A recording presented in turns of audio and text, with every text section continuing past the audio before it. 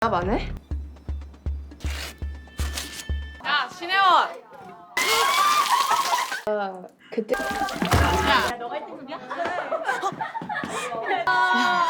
진짜 벗어주네. 정말 좀 싫어? 바로 보내. 야. 나와. Let's get it in Gumbo. Tatarat, tatarat.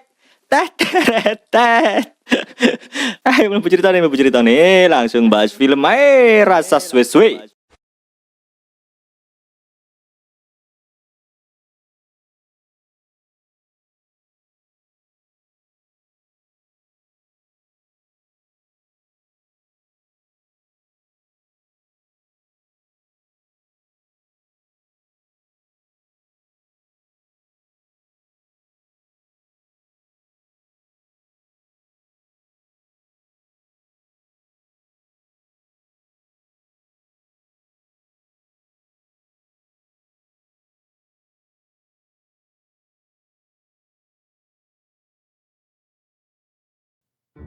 Adegan dibuka dengan pemandangan di luar angkasa.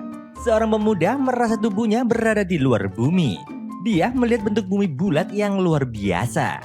Dan tiba-tiba tubuhnya jatuh kembali. Ternyata anak muda yang bermimpi ini bernama Bongsok. Dan ini adalah rumahnya sekaligus rumah makan tonkatsu Nansan. Di sini dia tinggal bersama sang ibu yang bernama Mi Hyun. Saat akan berangkat ke sekolah, ada yang aneh dengan Bongsok. Dia membawa pemberat di dalam tasnya. Bahkan ibunya sangat cerewet. Bongsok harus hati-hati ketika di sekolah dan ibunya juga menyemangati anaknya. 가져가.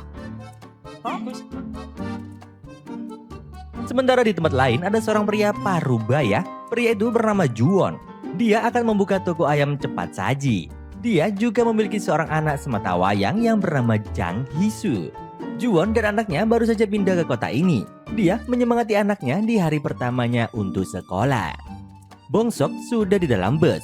Dia melihat seorang gadis muda yang sedang berlari. Gadis itu adalah Jang Hisu. Mereka sama-sama terlambat ingin menaiki bus sekolah. Namun sayangnya kartu bus Hisu tak memiliki cukup saldo. Bongsok yang berada di belakangnya, dia pun membayarkan ongkos bus untuk Hisu. Di saat di dalam bus, mereka sempat berbicara basa-basi. Namun Bongsok kehilangan fokusnya ketika melihat wajah cantik Hisu. Dan hal itu membuat Bongsok tak bisa mengendalikan tubuhnya. Bongsok memiliki kemampuan spesial, yaitu dia bisa melayang.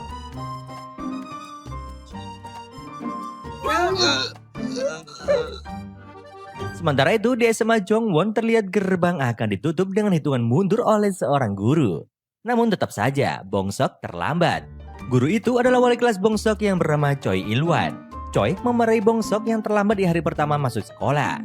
Bongsok memberikan alasan kepada Pak Choi, akan tetapi hal itu tak menyelamatkannya dari hukuman. Dia dihukum saat pulang sekolah nanti dia harus membersihkan kamar mandi. Di tempat lain terlihat seorang kepala sekolah SMA Jongwon. Dia adalah Jo Rehyuk.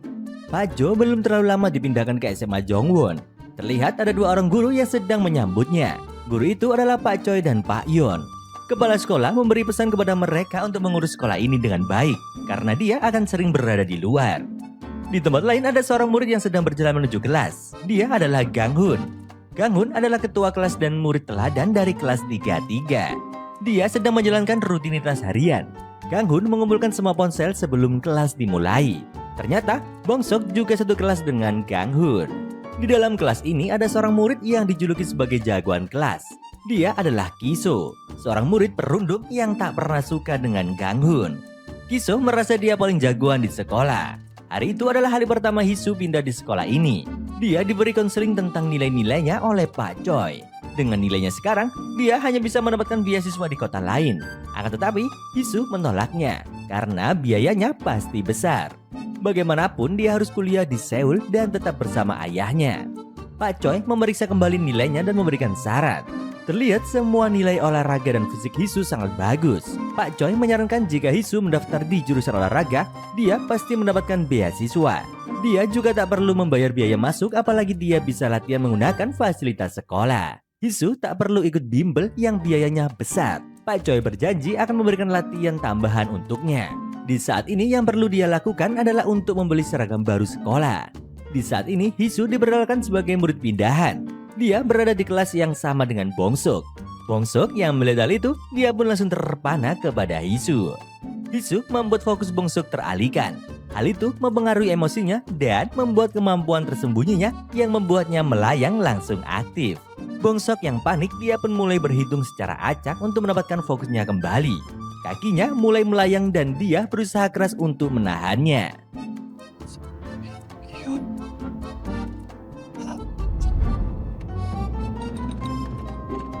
Di tempat lain, penerbangan dari New York mendarat di Seoul, terlihat seorang pria yang sedang berjalan. Pria ini bernama Frank. Dia memiliki keturunan Korea, namun dia dibesarkan di Amerika. Namun anehnya, di saat keluar dari bandara, dia langsung menuju parkiran dan naik sebuah mobil box yang sudah disediakan untuknya.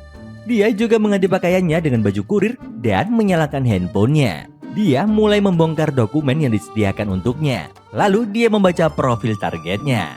Karena ternyata Frank adalah seorang pembunuh dan dia sedang menjalankan tugas pembunuhan.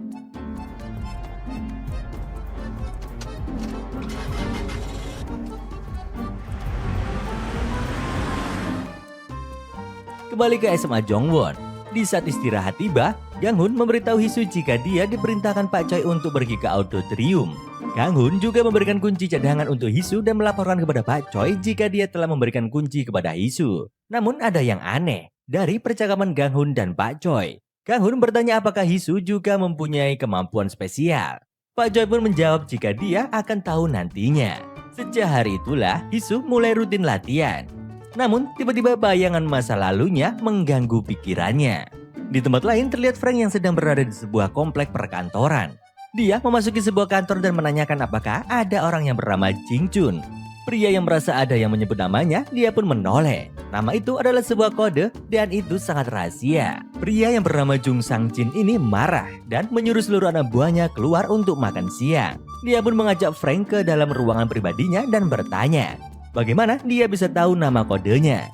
Dia juga bertanya-tanya apa tujuannya ke sini. Frank pun menjawab jika dirinya hanya bertugas untuk menghapus daftar pensiunan yang namanya ada di dalam dokumen yang dia bawa. Jing Chun yang mendengar hal itu dia pun marah karena dia adalah salah satu orang yang mempunyai abnormal. Mereka pun akhirnya bertengkar. Jing Chun memiliki kekuatan yang sangat kuat. Dia menghajar Frank tanpa ampun. Namun anehnya, tubuh Frank yang terluka tiba-tiba saja pulih dengan sendirinya. Sampai akhirnya, Jing Chun yang kewalahan menghadapi Frank, dia pun tergeletak lemah dan tak berdaya.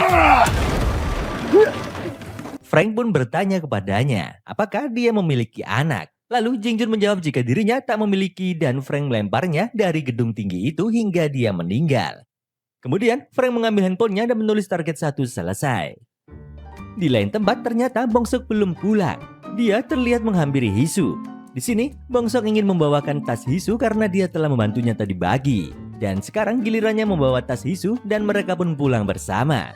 Namun seorang satpam yang bernama Pak Huang terlihat aneh dengan tatapannya ketika melihat Hisu dan Bongsuk keluar. Setelah itu, di saat bus datang, Hisu teringat sesuatu. Dia menyuruh Bongsuk untuk pergi duluan karena dia mau ada keperluan di tempat lain. Ternyata Hisu pergi ke tempat bimbel dan menanyakan harga les bimbelnya. Akan tetapi, dia merasa jika biayanya sangat mahal.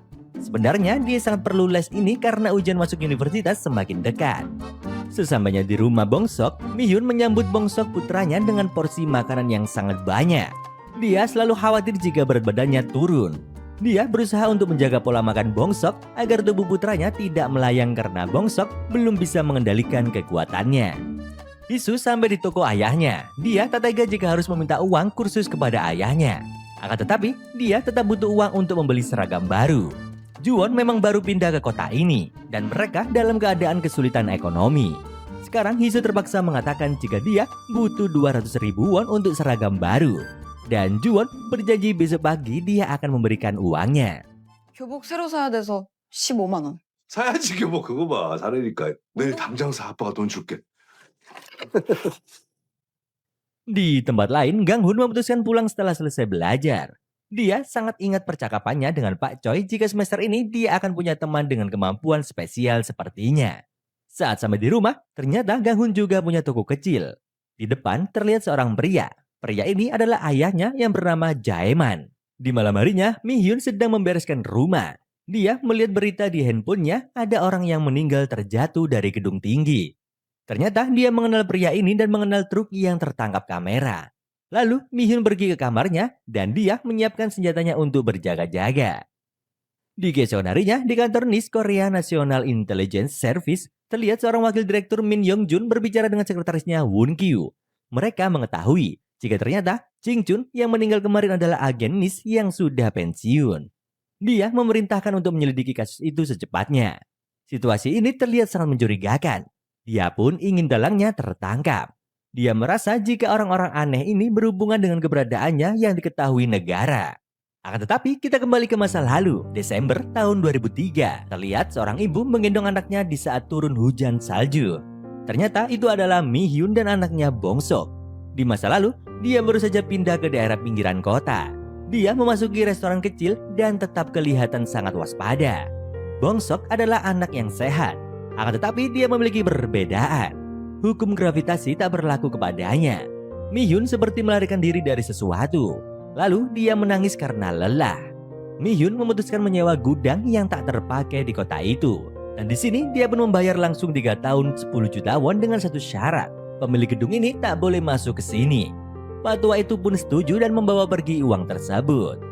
앞으로 이 안에 들어오지 마세요. 현찰로 3년치 선불 1,080. 너무 싸. 에휴, 멀쩡한 건물을 어떤 소... Di saat dia pergi ke pasar untuk membeli daging, terlihat sang penjual yang melihatnya dengan tatapan simpati karena dia masih menggendong anaknya. Pedagang itu mengira jika Bong-sok adalah anak difabel karena putra satu-satunya juga memiliki kekurangan. Gedung yang luas ini ternyata digunakan Mi-hyun untuk melatih Bong-sok agar bisa mengendalikan gravitasi tubuhnya. Bong-sok berlatih berjalan setiap harinya. Tapi jika sedikit saja emosinya berubah, maka tubuh Bong-sok tak bisa dikendalikan. Oleh karena itu, dia akan segera melayang. Bagi Bong-sok, ibunya adalah segalanya. Di saat usia Bong-sok bertambah, Mi-hyun memutuskan untuk membeli lahan dan membangun restoran kecil. Dengan semua uang tabungannya, restoran itu pun berkembang dan orang-orang mulai makan di sana. Di saat Bong-sok masih kecil, acara manusia petir di TV adalah acara favoritnya. Saat di sekolah, semua anak-anak ingin menjadi manusia petir dan berpakaian sepertinya. Bong-sok juga ingin dipuji dan punya teman seperti anak berbaju biru ini. Dia memanjat lebih tinggi dan melompat lebih tinggi hanya karena ingin dipuji oleh teman-temannya. Dengan kemampuannya yang luar biasa, semua anak-anak kagum dan memujinya. Dan ada juga yang ingin menjadi temannya. Anak berbaju biru tak terima jika dia dikalahkan oleh Bong-sok. Dia pun mencoba untuk memanjat lebih tinggi dan melompat. Namun sayangnya, dia jatuh. Kemudian Mi-hyun pun dipanggil ke sekolah. Di sini sang guru mengatakan jika ada anak yang meniru Bong-sok. Mi-hyun meminta maaf dan itu membuat Bong-sok sangat sedih. Dia merasa jika temannya terluka gara-gara dirinya. Ibunya pun memberi nasihat. Meski dia memiliki kelebihan, kekuatan yang sebenarnya adalah empati. Seorang pahlawan tak boleh melukai perasaan seseorang. Dan di malam harinya, di saat hujan deras, Bong-sok pergi ke rooftop. Dia masih sangat sedih karena temannya terluka. Dan di sini karena emosinya kacau, tak lama kemudian tubuhnya pun melayang. Beruntungnya, Mi-hyun cepat ke rooftop untuk menenangkan anaknya dan menariknya kembali ke tanah. Sejak saat itulah, Bong-sok berjanji dia tak boleh menyalahgunakan kekuatannya. Karena dirinya tak ingin lagi ibunya sedih. Kembali lagi ke masa kini, Bong-sok terbangun dengan cara yang sama hampir setiap harinya. Dan ibunya selalu menyiapkan porsi makanan besar untuk anaknya. Dia harus menjaga badannya tetap berat. Selang beberapa waktu saat di halte, sang sopir menyuruh Bong-sok agar segera naik. Dia yang sedang menunggu Hisu pun akhirnya terpaksa naik. Sopir ini bernama Giedo, yang ternyata alumni SMA Jongwon. Dia menggoda Bong-sok pasti dia sedang menunggu gadis kemarin. Di dalam bus, Bong-sok melihat Hisu dengan mantel hujan berwarna kuningnya.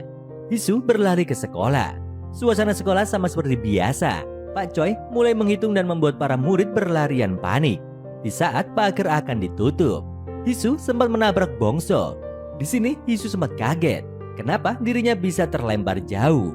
Hisu dan Bong-sok bernasib sama. Mereka sama-sama terlambat dan dihukum membersihkan kamar mandi.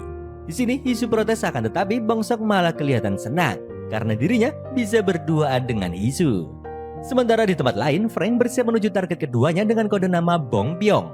Frank sudah sampai di tempat targetnya, sebuah toko buku bekas. Pria pemilik toko buku bekas inilah targetnya. Pria ini bernama Yong Seok. Frank langsung menutup pintu rolling door dan menyebut kode nama pria ini. Dan di ruangan ini ternyata ada foto sopir bus Kyodo. Orang ini adalah ayah dari Kyodo, seorang mantan agen NIS. Frank berkata dia hanya mengikuti perintah. Semua pensiunan dalam daftar yang dibawanya harus dihapus. Ternyata kekuatan Yongseok adalah mampu menyerap energi listrik. Frank yang mengetahui hal itu, dia pun segera mematikan listrik. Akan tetapi, Yongseok dengan cepat mengambil baterai di tape recorder dan menyerapnya. Di saat itu, Kyodo yang sedang menghidupkan radio tiba-tiba sinyalnya langsung kacau. Perasaannya tak enak. Kembali ke pertarungan, energi listriknya Yongseok sempat unggul dalam pertarungan ini. Akan tetapi kekuatan Frank merepotkannya. Dia selalu sembuh dan bangkit. Yongseok membakar foto yang dipegangnya dan menyerang Frank sekuat tenaga. Dia berusaha menyerap energi listrik untuk menghabisi Frank. Akan tetapi dia selalu pulih. Frank membalikan keadaan dan menghabisi Yongseok. Di saat melihat foto yang ada pada Yongseok, dia hanya mendapatkan separuh foto yang sudah terbakar. Dia tahu jika Yongseok menyembunyikan data anaknya. Toko itu pun dibakar dan Frank keluar dari sana. Sementara itu di sekolah, Hisu merasa badannya sangat bau setelah berlari tadi pagi. Kiso mencoba mengganggunya. Namun Ganghun memarahi Kiso dan menyuruh agar dia duduk karena pelajaran akan segera dimulai. Di saat jam istirahat berbunyi, Hisu meminta tolong kepada Bongsok agar meminjamkan seragamnya. Hanya dia yang Hisu kenal di sekolah ini. Bongsok pun meminjamkan bajunya. Di saat Hisu menuju kamar mandi, tak sengaja Ganghun melihat Kiso berusaha mengikuti Hisu ke dalam kamar mandi. Di saat Kiso ingin masuk, Ganghun mencegah niat buruknya dan itu membuat Kiso marah. Kiso pun merasa dirinya jagoan dan Ganghun bukanlah lawannya. Kiso kemudian mengajaknya ke belakang sekolah. Di sini terlihat Ganghun yang memang selama ini menahan emosinya. Dia merasa mungkin ini hari yang baik untuk melepaskannya. Saat di belakang sekolah, Kiso langsung menyerangnya. Namun ternyata Ganghun memiliki kemampuan spesial. Dia sangat cepat dan kuat. Dia bukanlah orang normal. Kiso babak belur tak bisa bangun lagi.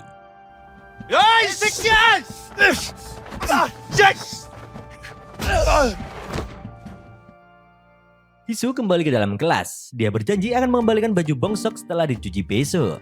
Hari itu mereka berkenalan secara resmi. Karena panggilan manis dari Hisu membuat Bongsok salah tingkah dan tubuhnya ingin melayang. Di saat jam pelajaran dimulai, Pak Choi menanyakan di mana Kiso. Ganghun segera menjawab jika Kiso sakit dan meminta izin untuk pulang lebih awal.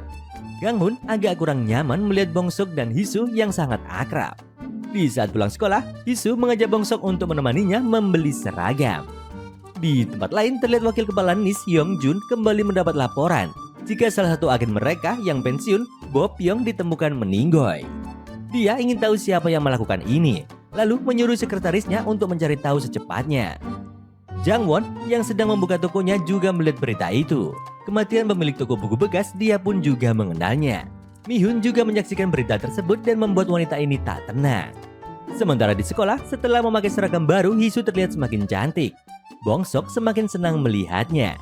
Namun inisial nama harus dijadi baju itu dan memerlukan biaya tambahan. Hal itu membuat Hisu pusing. Dia tak mungkin meminta lagi kepada ayahnya. Di tempat lain terlihat Frank yang mengamati foto yang terbakar tersebut. Dia yakin jika anak Bob yang bersekolah di SMA Jongwon. Kemudian Frank pun pergi dan akan memeriksanya. Hisu dan Bongsok jadi lebih saling mengenal satu sama lain. Bongsok bercerita tentang ibunya yang membuka restoran sendiri. Dan Hisu mengatakan juga jika ayahnya punya restoran ayam cepat saji. Mereka sama-sama dibesarkan oleh orang tua tunggal. Bongsok hanya punya sedikit kenangan tentang ayahnya dan Hisu, ibunya meninggal ketika dia masih kecil. Mereka pun selesai makan, dengan malu-malu Bongsok berkata, sebenarnya dia tak punya teman di sekolah. Hisu pun mengalami nasib yang sama. Dan sekarang Bongsok memuji gadis ini sambil malu-malu. Di tempat lain, restoran Jangwon juga segera dibuka. Semua persiapan sudah selesai. Dia menggoreng banyak. Akan tetapi belum ada yang memesan. Dia pun menunggu di depan telepon berharap ada pesanan yang masuk. Di sekolah saat akan pulang, Ganghun bertanya kemana Hisu pergi dengan Bongsok tadi. Ganghun agak kurang senang karena Hisu mengaku dia berteman akrab dengan Bongsok. Ganghun pun akhirnya pergi. Hisu dan Bongsok membersihkan kamar mandi sebagai hukumannya. Namun tiba-tiba Hisu masuk dan melihat Bongsok terluka. Di sini dia pun akhirnya mengobatinya. Bongsok yang melihat hal itu pun merasa salah tingkah. Dia tak tahan dipegang oleh Hisu. Tubuhnya langsung tak bisa dikendalikan. Beruntungnya Hisu sudah keluar dari kamar mandi. Setelah selesai menyelesaikan hukumannya, dia pun langsung pulang. Dan di saat sampai di toko, dia melihat sang ayah yang sedang menghabiskan ayamnya sendiri. Jangwon senang anaknya telah pulang dan memuji seragam barunya. Ketika Hisu mengatakan akan pindah jurusan, ayahnya sempat marah karena dia ingin masuk ke jurusan seni. Hisu yang tak ingin memberatkan ayahnya, dia pun memberitahu jika dia berubah pikiran. Dia pikir jurusan ini cocok untuknya. Dia mengatakan jika ayahnya tak perlu khawatir, dia akan mengurus semuanya sendiri. Di keesokan harinya, ketika naik bus, Bongsok agak heran kenapa bukan paman yang biasanya yang membawa bus. Dia kembali melihat Hisu yang berlari menuju ke sekolah. Singkat cerita, setelah pelajaran usai, Hisu berlari dan latihan di lapangan sekolah. Bongsok kasihan kepada Hisu yang kesulitan. Karena gelap, Bongsok pun menghidupkan lampu taman dan semua lampu di sekolah. Setelah selesai menyalakan lampu, dia pun pergi pulang. Bongsok yang pulang telat pun dimarahi oleh ibunya. Hari itu, Mihyun tahu jika anaknya punya teman di sekolah. Frank pun datang ke SMA Jongwon. Pak Hang menanyainya apa dia ingin mengantar paket, namun Frank tak menjawab. Dia hanya diam lalu pergi dari sana. Pak Hang segera menelpon seseorang karena dia mencurigai Frank. Di keesokan harinya, Hisu semakin rajin latihan dan dibantu oleh Pak Choi. Dia diberikan pelajaran tambahan agar siap untuk masuk kuliah jurusan olahraga. Hubungan Bongsok dan Hisu pun semakin akrab. Bongsok sering berbagi jatah makan siangnya dengan Hisu. Hisu suka terlambat makan karena harus latihan dulu. Di tempat lain, Ganghun dimintai tolong oleh Pak Choi untuk menyalakan ventilator di ruang auditorium. Ganghun melihat Hisu berlatih melompat. Kebetulan Bongsok masuk ke sana. Namun Hisu melakukan sebuah kesalahan. Dia salah posisi saat mendarat. Di sini, Bongsuk yang melihat hal itu, dia pun segera terbang dan itu disaksikan oleh Ganghun. Namun Ganghun merasa aneh karena kaki Hisu baik-baik saja. Ganghun jadi tahu jika Bongsuk bukan anak biasa. Kemudian Hisu meminta Bongsuk membantu memegangi kakinya ketika melakukan sit up. Hal itu membuat emosi Bongsuk langsung kacau balau. Dia yang berhitung pun menjadi kacau. Mereka mencoba memulainya lagi. Kali ini wajah mereka sangat dekat. Bongsuk melihat Hisu dengan jelas. Saat itu tak bisa dikendalikan lagi. Hingga akhirnya Bongsuk pun langsung melayang.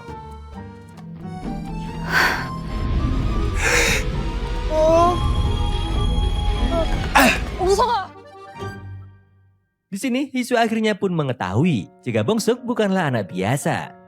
Sebelum Hisu sempat bertanya, petugas kebersihan masuk. Mereka terpaksa pergi dari sana.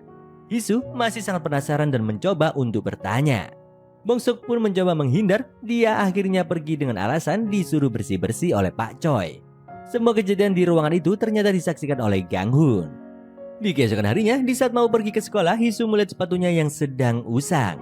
Akan tetapi, dia tak tega meminta uang kepada ayahnya. Di saat di sekolah, Hisu melanjutkan latihannya. Namun dia masih sangat penasaran dengan Bongsok yang melayang. Dia pun kembali ke dalam kelas dan melihat Bongsok masih tidur. Dia mencoba membangunkannya dan mengajak Bongsok untuk ke tos serba. Di saat mereka makan, Hisu mengatakan jika dia meninggalkan sepatunya di sekolah. Bongsok berniat untuk mengambilnya. Sepatu Bongsok terlihat kotor dan meninggalkan jejak karena hujan. Ternyata Hisu mengikutinya. Dia melihat jejak sepatu Bongsok. Namun jejak itu tiba-tiba menghilang di dekat tangga. Dia kembali mengingat semua peristiwa pertemuannya dengan Bongsok dan mencoba memanggilnya. Ternyata Bongsok membuka sepatunya, namun di saat ditanya Bongsok membantah. Dia mengatakan jika itu hanya perasaannya saja. Dia tak mungkin bisa melayang.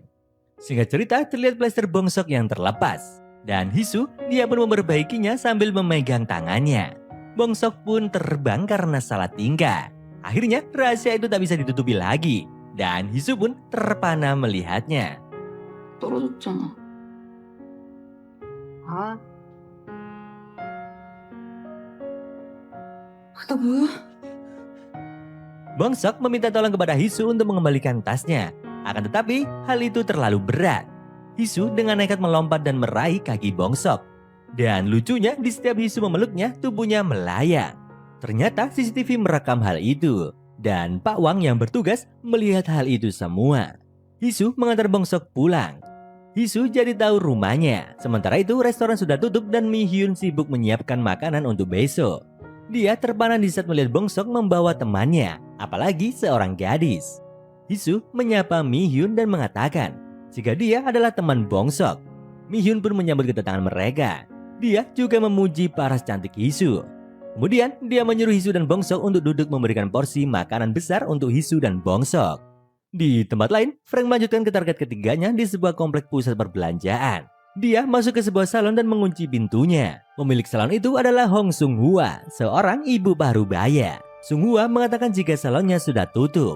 Namun Frank meminta rambutnya dipotong dan dirapikan. Di saat rambutnya dicuci, Frank bertanya apakah dia punya anak dan apakah anaknya disekolahkan di SMA Jongwon. Dia juga menyebut nama kode Sung Hwa yaitu Naju. Wanita ini segera mengambil guntingnya dan menyerang Frank. Akan tetapi Frank melawan dengan kepala tertancap gunting.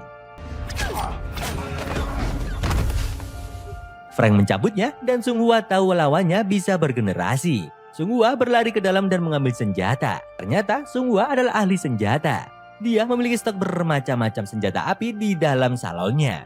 Dan dia bisa melihat tembus pandang. Tubuh Frank dipenuhi peluru. Namun Frank selalu bangkit. Sung Hwa mengambil kembali koleksi senjatanya dan mulai menembaki Frank. Akan tetapi, Frank mematikan lampu dan mulai membalas menembak. Beberapa kali pun terkena tembakan, Frank selalu pulih. Sung Hwa sudah kepayahan, akhirnya Frank berhasil mendekat dan mengalahkan Sung Hwa.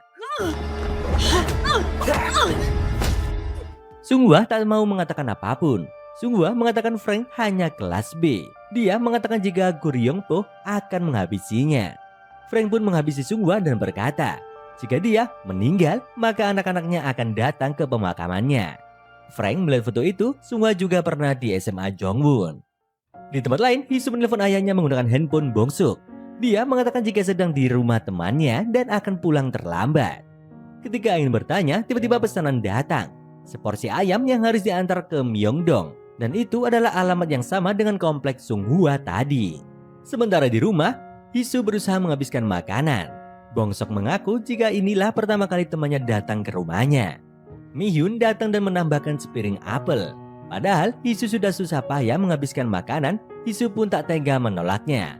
Akhirnya dia pun mulai memakan apel tersebut. Karena hari sudah larut, mereka khawatir Hisu telat pulang. Namun Hisu mengatakan jika dirinya sudah meminta izin kepada ayahnya. Akan tetapi tiba-tiba sekelompok orang masuk untuk makan ke restoran. Hisu meminta izin kepada Mi-hyun, dia ingin berganti pakaian. Mi-hyun pun menyuruh anaknya menemani Hisu ke atas. Di saat menghabiskan apel, tak sengaja tangan mereka bersentuhan. Hisu pun meminta maaf karena mengikuti Bongsok ke sekolah dan dia jadi tahu rahasianya. Dengan indera supernya, Mi-hyun bisa mendengar suara percakapan di atas. Mereka saling menceritakan kegalauan di hati masing-masing. Bongsok mengatakan jika dari kecil dia sudah terbiasa di kamar ini. Bongsok membuka pintu kamarnya, dia menunjukkan tempat tidur yang diikat dan alas matras di plafon langit.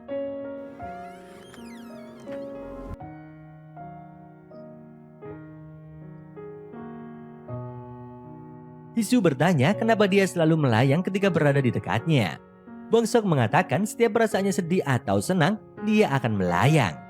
Hisu menduga baru-baru ini mereka berkenalan dan dia selalu ingin melayang. Apa Bongsok menyukainya dan itu membuat Bongsok langsung terbang. 근데 나도 그거 외우는 거 벌써 모르고. 나 좋아하냐? Hisu berjanji dia akan menjaga rahasianya. Hisu tak ingin Bongsok sedih. Bongsok bukan orang aneh. Dia tak perlu takut dan kecewa karena dia istimewa. Dia hanya berbeda. Dan kata-kata Hisu membuat Mi-hyun lega. Dan tak terasa hari pun sudah semakin malam.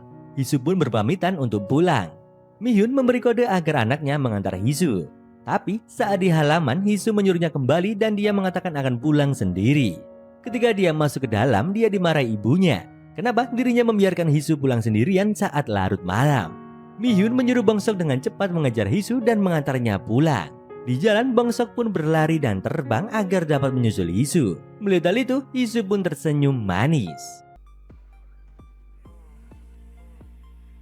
Sementara itu, Juwon tiba di komplek pertokoan. Frank membersihkan dirinya dan keluar dari salon itu. Tak sengaja, Juwon berpapasan dengan Frank.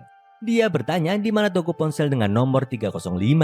Akan tetapi, Frank menjawab jika dia tak tahu. Sebelum pergi, Juwon memberikan kartu nama toko ayamnya.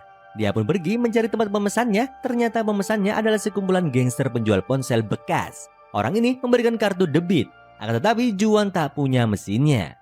Dia baru saja membuka toko. Dan dia hanya ingin uang cash. Gangster ini memarahinya. Juwon tak ingin mencari ribut dan dia mengatakan akan kembali menagih jika sudah punya mesin debit. Di sisi lain terlihat Bongsok yang mengantar Hisu sampai dia menaiki bus.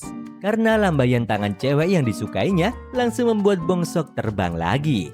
Bongsok sering mengalami mimpi yang sama, melihat sosok di balik awan yang selalu memanggilnya dengan penuh kasih sayang. Hari itu Bongsok pergi ke sekolah dengan gaya rambut yang berbeda. Namun ini hari Sabtu, ibunya bertanya kenapa dia harus ke sekolah. Bongsok pun beralasan mengambil pelajaran tambahan. Padahal dia ingin menemani Hisu latihan. Sampai akhirnya berita kembali muncul, pembunuhan di salon area pertokoan Myeongdong. Hal itu membuat Mi Hyun menjadi sangat waspada. Ketika sampai di ruang auditorium, mereka berdua melihat ada jejak tangan. Hisu curiga, jangan-jangan Bongsok yang melakukan hal itu. Karena jejak itu tinggi sekali. Bongsok membantahnya, dan Hisu bertanya kenapa Bongsok mengubah gaya rambutnya. Di sini dia mengatakan jika hal itu tak cocok dengan Bongsok. Seharian itu Bongsok hanya menemani Hisu latihan. Hari itu Hisu juga menceritakan rahasianya kepada Bongsok. Mereka akan saling menyimpan rahasia masing-masing. Dan Hisu menceritakan kenapa dirinya bisa pindah. Padahal sudah kelas 3 semester akhir. Ternyata dia sempat berkelahi 1 lawan 17. Dia melawan berundung di sekolah lamanya. Dan dia berhasil memenangkan pertandingan tersebut. Namun ayahnya harus membayar semua kerugian dan pengobatan orang-orang itu. Mereka terpaksa pindah ke kota ini dan Bongsok terpana. Awalnya dia menyangka jika Hisu bercanda. Ternyata Hisu serius. Dan rahasianya, Hisu tak pernah bisa terluka. Karena dirinya bisa bergenerasi. Di sini terlihat Hisu yang bercerita tentang masa lalunya. Di saat dirinya masih kecil, dia dan ayahnya sering berpindah-pindah. Mereka hanya tinggal di satu tempat selama 2 atau 3 tahun. Setelah itu, akan pindah lagi ke tempat lain. Ayahnya seperti takut akan sesuatu. Namun ketika Hisu sudah SMA, ayahnya mulai bertekad untuk menetap dan tak akan pindah lagi agar Hisu bisa masuk universitas. Juwon membeli sebuah rumah kecil dan bekerja sebagai pekerja tambang. Hisu pun bersekolah di salah satu SMA di sana. Ujian kelulusan hanya tinggal 4 bulan lagi. Seluruh siswa serius belajar agar bisa masuk universitas yang mereka inginkan. Akan tetapi, di antara mereka ada beberapa siswi perempuan yang sering membuli seorang siswi kaya bernama Hyewon. Di saat mereka meminta AirPod padanya dengan dalih untuk meminjam, Hyewon hanya bisa menurut saja karena terlalu takut. Hisu yang memperhatikan kejadian tersebut merasa kesal. Namun dirinya menahan diri untuk tak ikut campur. Di saat di rumahnya, Hisu sering mengobrol dengan ayahnya. Dia mengerti bagaimana ayahnya berusaha keras untuk dirinya agar dia bisa masuk universitas. Itulah mengapa setiap dia melihat Hyewon dibully, Hisu selalu menahan dirinya untuk tak mencari gara-gara. Dia hanya ingin lulus dan masuk universitas demi membantu ayahnya. Hisu hanya bisa melaporkan kejadian pembulian itu kepada guru-gurunya. Kemudian terlihat para guru yang memanggil para pembuli itu dan hanya diberi peringatan saja. Namun ternyata hal itu membuat para pembuli menjadi marah. Karena ada seorang siswa yang berani melaporkan mereka. Pimpinan mereka yang bernama Yura mengeluarkan pisau cutter dan mulai merobek buku-buku para siswa lain sambil berjalan termasuk buku Hisu.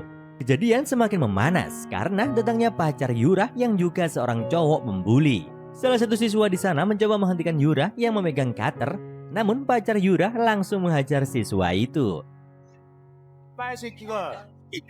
Dia dipukuli habis-habisan dan diseret keluar kelas. Di saat pulang sekolah, Hisu mengikuti siswa yang dipukuli untuk meminta maaf. Hisu bertanya, mengapa dia tak melapor kepada guru kalau dirinya dipukuli. Akan tetapi dia menjawab jika mereka sudah kelas 3. Semua orang fokus untuk ujian kelulusan. Dan sebaiknya tidak mencari gara-gara dan diam saja. Mendengar hal itu, Hisu pun hanya terdiam. Dia bahkan tak berani untuk meminta maaf.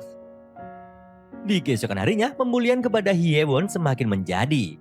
Dia disiram air dan disiksa oleh para pembuli. Hisu yang melihat hal itu, dia pun tak bisa menahan emosinya. Di sini, dia pun bangkit dari kursinya dan tiba-tiba mengajak Yura untuk keluar. Di saat sudah di luar, Yura dan temannya mengeroyok Hisu. Mereka berkelahi di genangan lumpur dan ditonton oleh semua siswa di sekolah itu.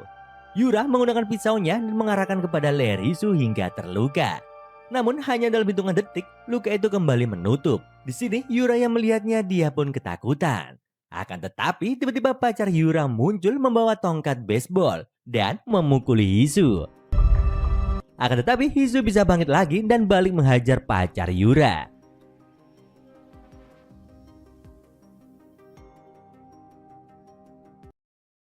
Namun anehnya, akibat kejadian itu Hisu yang disalahkan dan dikeluarkan dari sekolah. Bahkan, Juwon harus meminta maaf kepada setiap orang tua dari anak-anak yang waktu itu berkelahi dan membayar ganti rugi. Hisu yang disalahkan karena Hisu tak mengalami luka sedikit pun. Setelah tragedi pengeroyokan itu, Juwon kemudian berkata jika Hisu memiliki kekuatan menyembuhkan lukanya seperti dirinya atau ayahnya, dan mewarisi sifat tak bisa diam ketika melihat ketidakadilan dari mendiang ibunya. Kembali ke masa sekarang, Juwon pergi lagi ke kios kemarin untuk mengambil pembayaran ayam goreng yang belum dibayar. Ternyata di sana banyak polisi, bahkan ada beberapa pria berpakaian hitam datang ke sana. Dari kejauhan ternyata Mi Hyun juga kebetulan ada di sana. Dengan kemampuan indera supernya, dia bisa melihat Juwon berada di sana. Sementara di Badan Keamanan Nasional, Wakil Direktur Yong Jun lagi-lagi menerima laporan seorang agen dengan kemampuan super tewas. Selama beberapa hari ini, orang-orang yang dibunuh oleh Frank adalah agen-agen yang dulu bekerja sebagai intelijen karena kemampuan supernya. Yong Jun curiga orang yang melenyapkan para agen itu ada hubungannya dengan Amerika. Sementara itu di sebuah rumah pemakaman, Frank masuk untuk melayat. Di sini, Frank duduk dan didatangi oleh seorang remaja yang merupakan anak laki-laki dari wanita itu. Di sini, Frank bertanya apakah wanita itu seorang ibu yang baik. Kemudian remaja itu pun menjawab jika dia adalah ibu yang baik. Kemudian Frank merasa sedikit cemas atau mungkin juga merasa bersalah. Kembali ke Badan Keamanan Nasional, seorang pria masuk ke sana. Ternyata dia adalah kepala sekolah di sekolah Bongsuk. Pak Jo sengaja mengumpulkan anak-anak dengan kemampuan super untuk bersekolah di sekolahnya agar bisa diawasi oleh Badan Keamanan Nasional. Selain Bongsuk dan Hisu, ada juga siswa-siswa lain dengan super power seperti Gang Hun. Di tempat lain, Frank terlihat mengunjungi rumah pemakaman lainnya. Yang meninggal adalah Seven, pria dengan kekuatan listrik. Dan ternyata anak dari Seven adalah seorang supir bus yang biasa mengantar Bongsuk dan Hisu. Dia bernama Giedo. Tangannya terkepal memegang baterai yang ayahnya pakai ketika berkelahi melawan Frank. Di keesokan harinya, di saat di sekolah, Kiso terlihat mulai bersekolah lagi setelah beberapa hari absen. Pagi itu di kelas mereka kedatangan siswi baru. Ternyata dia adalah Yewon, siswa yang menjadi korban bully dulu di sekolah lama Hisu. Beralih kepada Giedo. Ketika dia masih remaja, ternyata dia juga mempunyai kekuatan listrik seperti ayahnya. Sebelumnya, dia adalah tokoh karakter superhero yang bernama Manusia Petir. Namun setelah kematian ibunya, dia pun berkata kepada ayahnya jika dia akan mencari pekerjaan lain. Giedo pun mencoba mencari pekerjaan dan membuat banyak surat lamaran. Namun sudah beberapa kali melamar, hasilnya nihil. Dia pun putus asa. Hingga akhirnya di saat satu malam, dia mabuk untuk melupakan bebannya tersebut. Dan tak jauh dari sana sebuah bus terlihat mogok. Sepertinya kehabisan daya listrik di akinya. Giedo pun datang dan langsung menggunakan kekuatan listriknya untuk mengisi daya. Seketika dayanya terisi dan bus itu pun berjalan lagi. Berkat kejadian itulah, dia pun diajak oleh sopir bus ke perusahaan bus itu. Dan Giedo diterima sebagai supir di sana. Untuk mencegah dirinya mengeluarkan listrik, dia pun menggunakan sarung tangan ketika menyetir. Dan kemudian dia pun mulai bertemu dengan Bongsuk dan Hisu setiap hari hingga pada suatu hari sebuah kabar membuatnya down. Ayahnya dikabarkan meninggal di toko bukunya karena kebakaran. Akan tetapi ketika dia memegang baterai milik ayahnya, dia melihat kejadian yang sebenarnya, di mana Frank dan ayahnya sedang bertarung. Dan Frank membunuh ayah Giedo dengan cukup sadis. Beralih ke sekolah, Bongsuk di saat itu istirahat makan siang. Bongsuk dan Hisu makan berdua sambil mengobrol. Tak lama kemudian datang siswi baru, teman Hisu di sekolahnya dulu. Di sini dia berkata jika dia belum mempunyai teman dan ingin berteman dengan mereka. Ketika mereka makan di meja lain, terlihat Kiso mendatangi Gang Hun dan mulai mencari masalah lagi. Dia mengacak-acak makanan Gang Hun. Tampaknya Kiso masih tak terima dirinya kalah setelah dihajar Gang Hun. Kiso mengambil kacamatanya lalu meludah di makanannya Gang Hun dan mencoba untuk memprovokasinya. Gang Hun menahan emosinya karena jika dia mengamuk, seluruh sekolah bisa tahu akan kekuatannya. Melihat kejadian itu, Bong Suk mencoba membantu Gang Hun dengan mengembalikan kacamatanya untuk dibersihkan. Sementara itu di Badan Keamanan Nasional, Wakil Direktur Yeon Jun akhirnya mendapat foto Frank. Dia mendapat info tentang latar belakang Frank. Frank adalah orang Korea tapi masa kecilnya dihabiskan di Amerika dan nama Frank adalah sebuah kode name, bukan nama asli. Yeon Jun juga yakin jika ini adalah perbuatan Amerika. Kembali lagi kepada Bong Sok. Kini dia sedang menemani Hisu untuk latihan. Di handphonenya, dia memutar lagu-lagu untuk Hisu. Mata mereka kembali bertatapan dan lagi-lagi Bong Sok mulai melayang. Hisu langsung membantu memasangkan tas. Sementara Bong Sok merapalkan angka untuk mengalihkan fokusnya. Setelah dia mulai tenang, Bong Sok menaruh HP-nya untuk menemani Hisu dengan lagunya. Sementara dirinya akan kembali ke dalam kelas untuk pelajaran tambahan. Sementara di tempat lain, Frank mendapat misi lagi dan targetnya adalah ibu Bong Sok. Bong Sok yang baru saja selesai pelajaran tambahan, dia pun kembali menemui Hisu.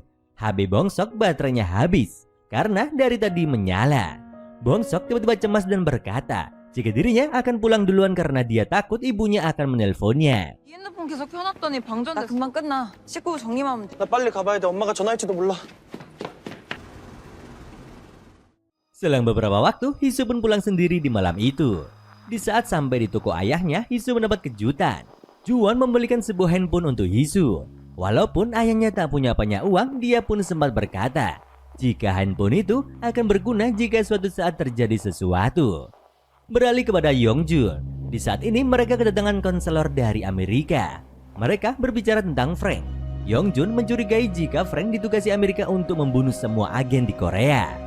Di tempat lain, di restoran Mi Hyun, dia kedatangan seorang pria, dia adalah Frank. Di saat itu restorannya sedang sepi, dan Mi Hyun melihat Frank seperti bukan orang Korea.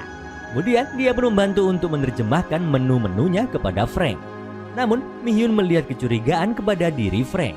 Dia pun mengirim pesan kepada Bong Suk agar tak pulang dulu. Akan tetapi dikarenakan handphone Bong Suk mati, dia tak menerima pesan tersebut. Mi Hyun kemudian mulai menyajikan tongkatsu untuk Frank. Ketika Frank sedang makan, tiba-tiba Bong Suk sampai di sana. Mi Hyun melotot kepadanya sambil berpura-pura tak mengenalnya. Mi Hyun menyambutnya seperti pelanggan pada umumnya. Bong Suk yang awalnya hanya bengong akhirnya sadar jika ada sesuatu yang tak beres. Bong Suk pun pura-pura tak mengenal Mi Hyun dan memesan seperti tongkatsu seolah dia pelanggan di sana. Kemudian di saat di dapur, Mi Hyun mengambil pistol dan menyimpannya di balik pinggangnya. Di tempat lain terlihat Yeongjun yang sedang bernegosiasi dengan pihak konselor Amerika untuk menunda misi mereka membunuh para agen di Korea. Dia juga mengancam akan terjadi keributan di antara mereka jika tak membatalkan misinya. Akhirnya konselor itu pun setuju dan mengirim pesan kepada Frank di ponsel. Frank yang tadinya akan menyerang Mi Hyun, dia pun menghentikan aksinya dan keluar dari restoran tersebut. Setelah itu, Mi Hyun langsung memarahi Bong Suk karena tak membalas pesannya. Bong Suk pun bercerita jika handphonenya sempat mati. Sementara itu, Frank yang sedang menyetir tiba-tiba teringat akan masa kecilnya. Frank kecil sedang berada di ladang sedang menghabisi anak-anak yang lain. Setelah itu, tembakan terjadi kepada dirinya membuat Frank harus berlari menghindar. Ingatan itu membuatnya tak fokus dan hampir saja menabrak sebuah bus. Bus itu ternyata disupiri oleh Gyedo. Gyedo tahu Frank lah yang membunuh ayahnya, dia pun langsung menyuruh para penumpang untuk turun. Setelah itu dia pun putar balik dan mulai mengejar Frank. Frank tak tahu jika Gyedo adalah anak dari agen yang dia bunuh. Di saat dia sadar jika dirinya sedang dikejar, dia pun langsung tancap gas. Gyedo semakin mendekati mobil Frank lalu terjadilah saling tabrak-menabrak dari sisi kendaraan. Frank pun kabur berbelok ke sebuah ladang. Gyedo ternyata masih mengejar Frank hingga ke ladang. Tiba-tiba dari samping Frank menabrak bus tersebut. Gyedo turun dari bus dan langsung menyerang Frank. Akan tetapi Gyedo tak punya keahlian bertarung. Dia hanya punya kekuatan listrik sehingga Frank dengan mudah bisa mengalahkannya.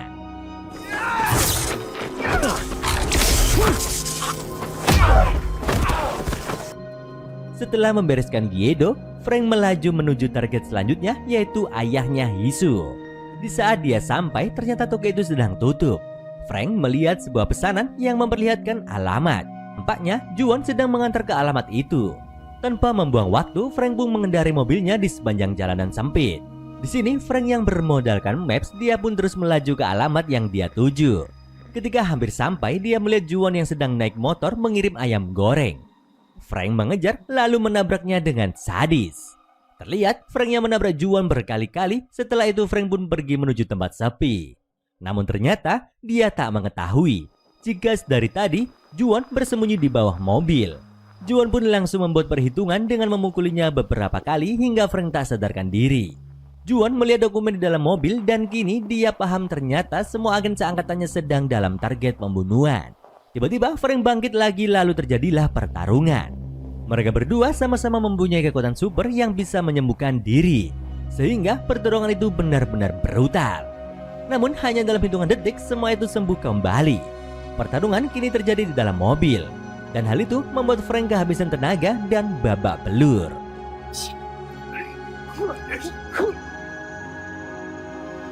Frank lalu bertanya apakah anak Juwon bersekolah di sekolah Jongwon. Dan hal itu membuat Juwon kaget dan bingung. Dari mana Frank tahu tempat sekolah Hisu? Dia pun kembali memukuli Frank hingga darah menggenang. Juwon mengambil ponsel Frank dan mengirim sebuah pesan. Di keesokan paginya, Bongsuk diberi power bank besar oleh ibunya agar dia tak lagi kehabisan baterai di handphonenya. Akibat sikap overprotective ibunya itu, Bongsuk jadi murung. Bahkan ketika Hisu mengajaknya makan setelah pulang sekolah, Bongsuk menolaknya dan berkata jika dirinya akan langsung pulang ke rumah. Hari-hari yang dilalui oleh Bongsuk dan Hisu kini dihabiskan sendiri-sendiri. Hingga semakin waktu berlalu, hari ujian kelulusan pun semakin dekat. Kini setiap selesai pelajaran, Bongsuk langsung pulang dan belajar di rumah. Sementara Hisu terlihat berlatih sendirian. Bongsuk dan Hisu sebenarnya sama-sama merasa kehilangan. Hingga di malam sebelum ujian ketika Bongsuk belajar, sebuah pesan masuk ke handphonenya. Ternyata dari Hisu. Bongsuk tak sengaja mengirim simbol hati di saat membalas pesan Hisu. Hal itu membuatnya tiba-tiba panik sendiri. Ternyata Hisu dari tadi memperhatikan jendela kamar Bongsuk dari kejauhan. Bongsuk yang memang sudah rindu dengan Hisu, dia pun nekat melompat keluar dari jendela dan menyeberangi sungai untuk menemui Hisu. Setelah itu mereka pun akhirnya mengobrol berdua di sebuah bangku di pinggir sungai. Hisu mengira Bongsuk ini menjauh darinya karena ingin fokus belajar. Akan tetapi Bongsuk menjelaskan jika itu karena ibunya selalu menyuruh Bongsuk langsung pulang. Tiba-tiba Hisu mengambil sebuah batu besar dan menyimpannya di pangkuan Bongsuk. Hisu lalu berkata jika dirinya merindukan Bongsuk. Mendengar hal itu, Bongsuk pun ingin berkata hal yang sama. Namun tiba-tiba salju turun. Sementara itu di suatu malam di saat di sekolah terlihat seseorang yang masuk ke dalam aula olahraga dan melihat ring basket. Beberapa hari kemudian terlihat para siswa yang berolahraga di sana. Kemudian mereka pun mulai berolahraga bebas apapun yang mereka mau. Bongsuk diajak bermain badminton oleh Gang Hun. Sementara Hisu masih berlatih untuk ujian praktek masuk universitas. Seorang siswi yang hobi merekam video merekam semua kegiatan para siswa di hari itu. Hisu terlihat sedang latihan melompat sambil mengukur tinggi lompatannya. Namun tanpa dia tahu jika ring basket itu sekrupnya perlahan mengendor. Tiba-tiba sekrup terlepas hingga ring basket mengayun ke arah Hisu. Gang Hun dan Bongsuk yang melihatnya spontan berlari ke arah Hisu dengan kekuatan mereka.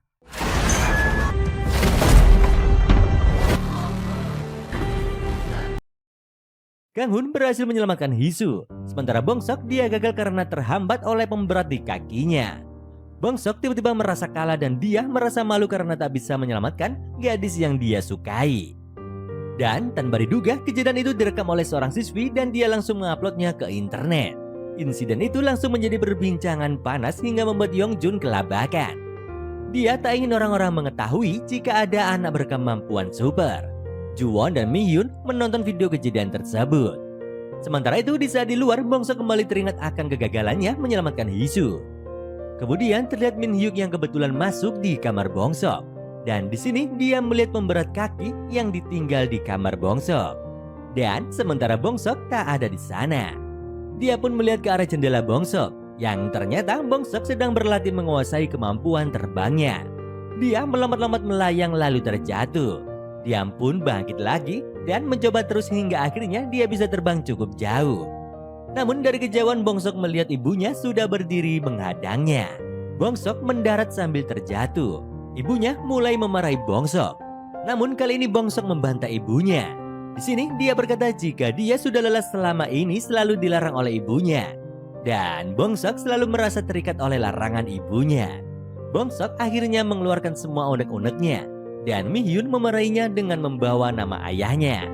Bongsok selama ini memang tak tahu apa yang sebenarnya terjadi kepada ayahnya. Kemudian kita dibawa kembali ke masa lalu di saat tahun 1987. Terlihat pesawat sedang mengudara di antara gumpalan awan. Tiba-tiba muncul seorang pria terbang mendekati pesawat tersebut. Kemudian dia meraih jendela kokpit luar dan berteriak memanggil kedua pilot. Di sini kedua pilot itu pun terkejut. Mereka mengira pria ini adalah seorang pembajak pesawat. Akan tetapi si pria ini berteriak jika ada bom di pesawat. Akhirnya para pilot bisa mendengar perkataan si pria itu. Namun terlambat, bom tiba-tiba meledak dan menghancurkan pesawat yang masih terbang di angkasa. Pria itu mendarat dan memperlihatkan raut wajah yang sedih karena gagal menyelamatkan pesawat tersebut. 7 tahun kemudian di saat tahun 1994, sebuah agensi keamanan nasional dengan kepala agensi bernama Min Yong-jun memerintahkan seorang agennya untuk melakukan sebuah misi.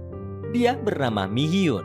Dia memiliki kemampuan indera super tajam, baik telinga, mata, dan indera lainnya. Namun dikarenakan satu insiden kemampuannya sudah menurun dan kini bekerja di bagian administrasi.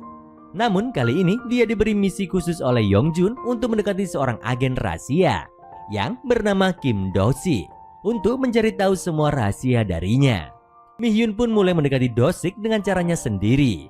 Setiap kali Do-sik datang ke kantor, dia akan lewat di depan Do-sik tapi tak menyapa. Dia melakukan hal itu untuk menarik perhatian Do-sik. Setelah beberapa minggu melakukan hal itu, akhirnya Do-sik mulai penasaran dengan seorang wanita cantik yang selalu terlihat melewatinya membawa setumpuk berkas. Hingga di suatu hari, Do-sik memberanikan diri untuk mendekati Mi-hyun. Namun dengan sengaja Mi-hyun pergi dan hal itu membuat Do-sik salah tingkah, lalu mengurungkan niatnya. Pada suatu hari, Mi-hyun terlihat ada di depan mesin kopi. Dari tangga, Do-sik melihat Mi-hyun dari kejauhan. Mi-hyun bisa mendengar gemericik uang koin di saku Do-sik. Lalu Do-sik memberanikan diri untuk berjalan mendekati Mi-hyun. Di sini Do-sik kemudian berkata apa Mi-hyun punya koin. Padahal Mi-hyun tahu jika Do-sik memiliki koin di sakunya. Akan tetapi dirinya terlihat berpura-pura agar bisa berkenalan. 2 tahun lalu di sebuah hotel mewah sedang diadakan acara makan malam. Tamu-tamunya adalah orang-orang VIP dari Korea Utara. Di sana terlihat Mi-hyun menghibur para tamu menjadi penyanyi. Terlihat juga para pengawal yang sedang bersiaga. Salah satu dari mereka mulai memerintahkan para pelayan untuk menyajikan teh kepada para tamu.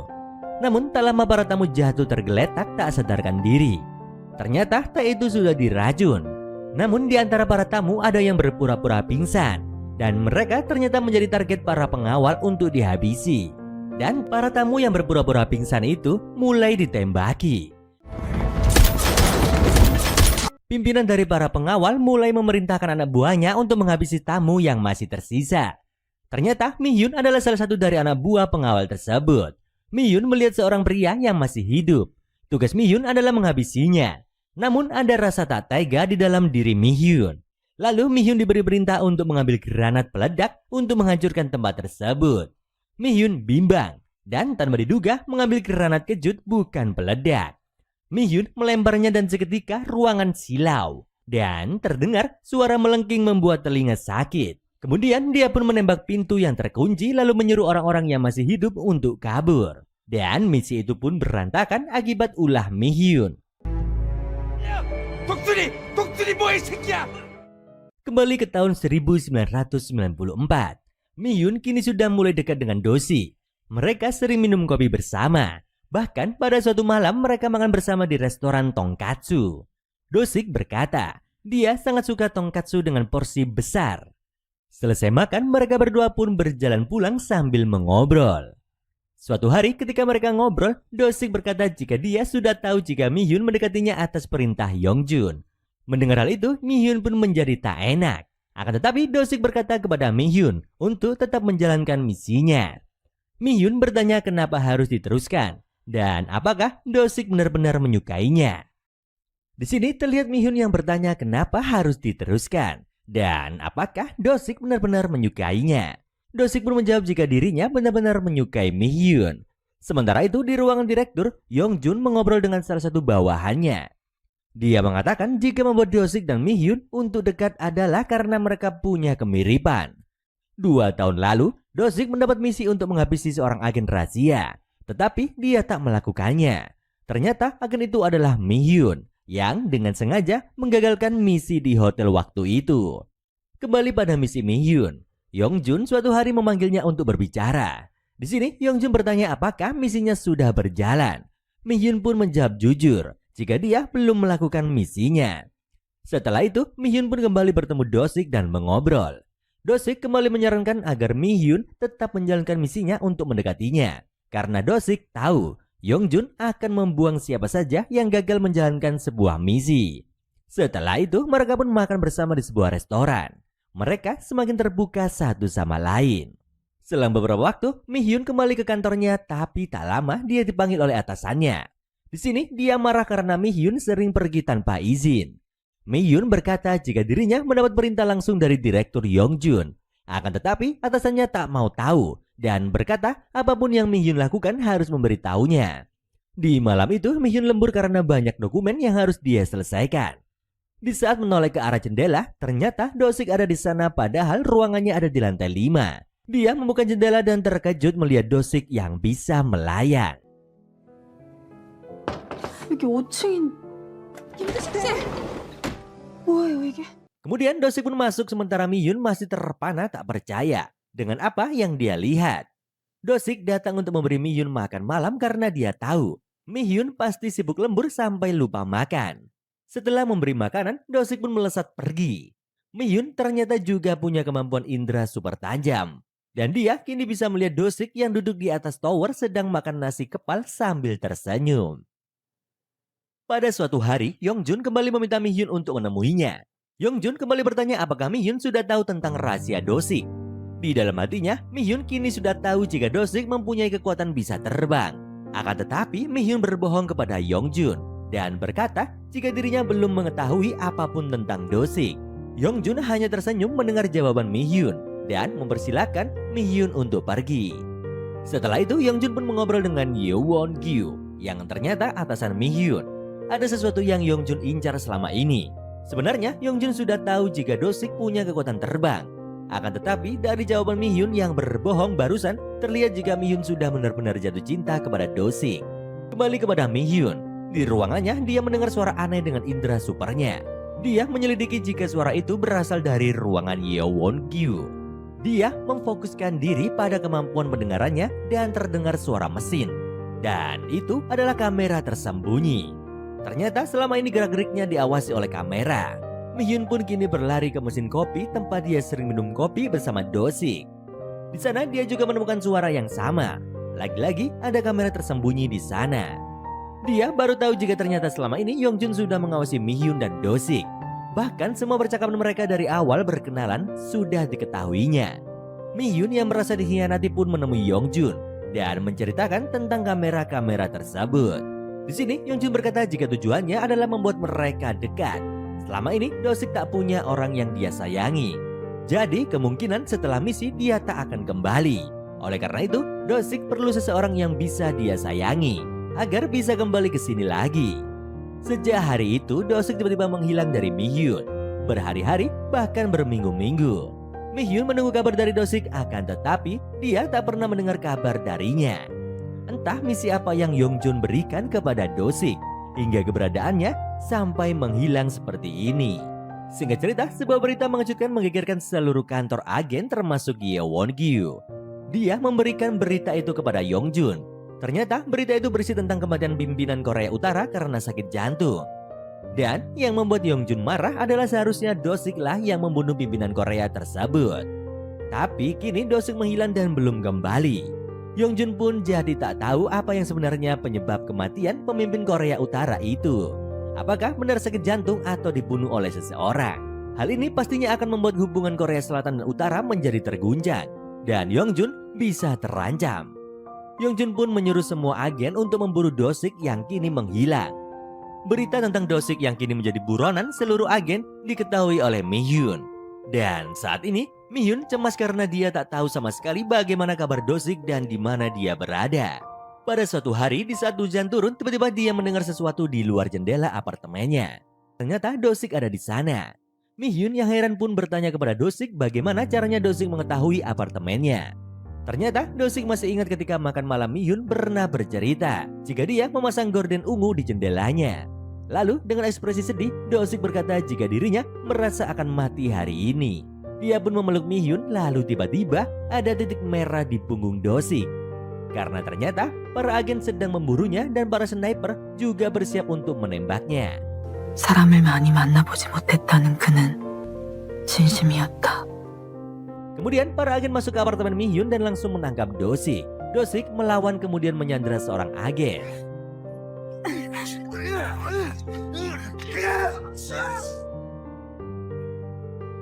Do-sik mencoba mengambil pistol di sakunya, tapi pistol itu pun hilang. Ternyata pistolnya diambil Mi-hyun ketika mereka berpelukan tadi.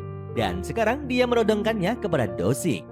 Ternyata Mi-hyun sudah diberi misi oleh Yongjun untuk menangkap Do-sik juga.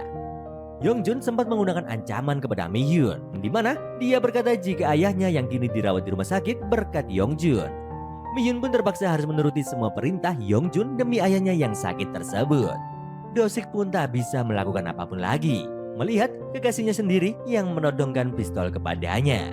Hingga akhirnya dia pun ditangkap dan langsung dibawa ke hadapan Yongjun. Sesamanya di sana, Yongjun langsung bertanya apakah Do-sik yang membunuh pimpinan Korea Utara. Namun Do-sik tak menjawabnya. Do-sik malah mengancam akan melaporkan misi pembunuhan pimpinan Korea Utara kepada anggota dewan. Do-sik berkata lagi, jika dirinya akan mencari jalan hidupnya sendiri sekalipun pihak Korea Utara dan Selatan mengincarnya. Dia kemudian menghajar semua agen di sana dan menyandera Yongjun.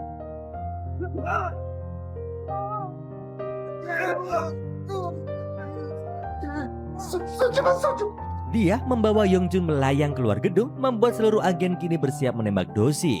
Di bawah, Mi-hyun melihat apa yang terjadi. Do-sik tiba-tiba memanggil nama Mi-hyun sambil menodongkan pistol kepadanya. Lalu sebuah tembakan dilepaskan, yang ternyata rekan Do-sik yang bernama Juwon menahan tembakan tersebut dengan tangannya. Ternyata hal itu sengaja Do-sik lakukan agar para agen tak mengincar Mi-hyun. Bahkan ketika mereka berpelukan tadi, ternyata Do-sik sendirilah yang menyuruh Mi-hyun untuk mengambil pistol di sakunya. Lalu berpura-pura ikut menangkap Do-sik. Mi-hyun pun diminta untuk menemui Juwon agar nanti bisa melindungi Mi-hyun. Rencana Do-sik berhasil dan kini dia menghilang. Yongjun dibiarkan tergantung di sebuah pohon, sementara Do-sik kini menjadi buronan para agen. Tak lama setelah insiden itu, ayah Mi-hyun meninggal karena sakit yang dideritanya.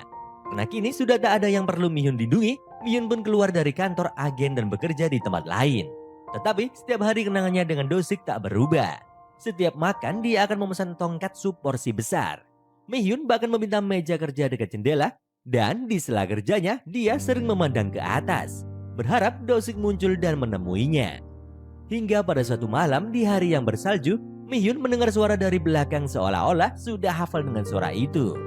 Mi-hyun pun tersenyum dan berbalik ketika Do-sik muncul setelah sekian lama menghilang. Do-sik kemudian berkata jika dirinya ingin menunjukkan sesuatu kepada Mi-hyun. Dia pun memeluk Mi-hyun lalu perlahan mereka mulai melayang semakin tinggi. 눈 내리면 하얀 세상.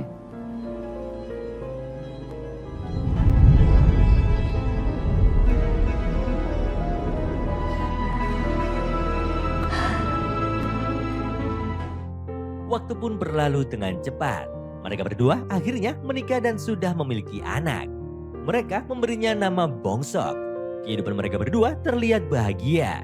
Do-sik kini bekerja mengelola kebun buah sementara Mi-hyun ikut membantu Do-sik dan juga mengurus Bongsok.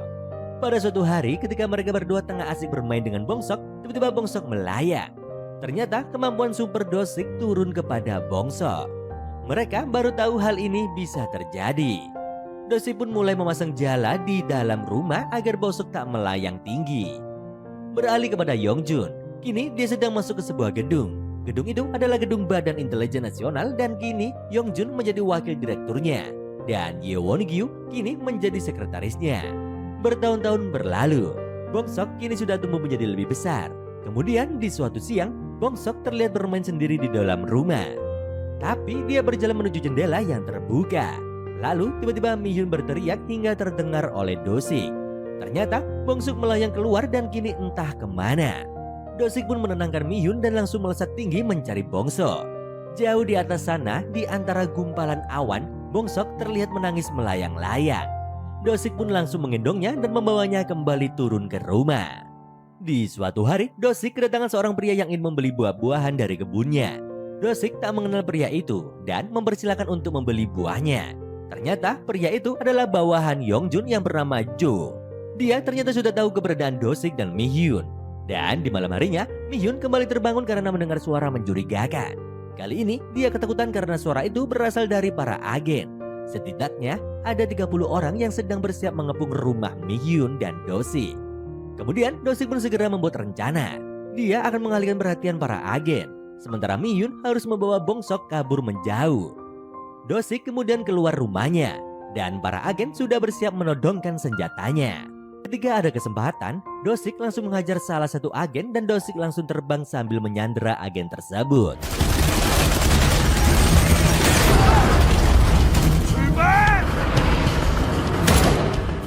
Namun sayangnya, seorang sniper berhasil melumpuhkan Dosik. Dia pun langsung diserang oleh agen berkekuatan listrik. Dan terjadilah pertarungan antara mereka berdua.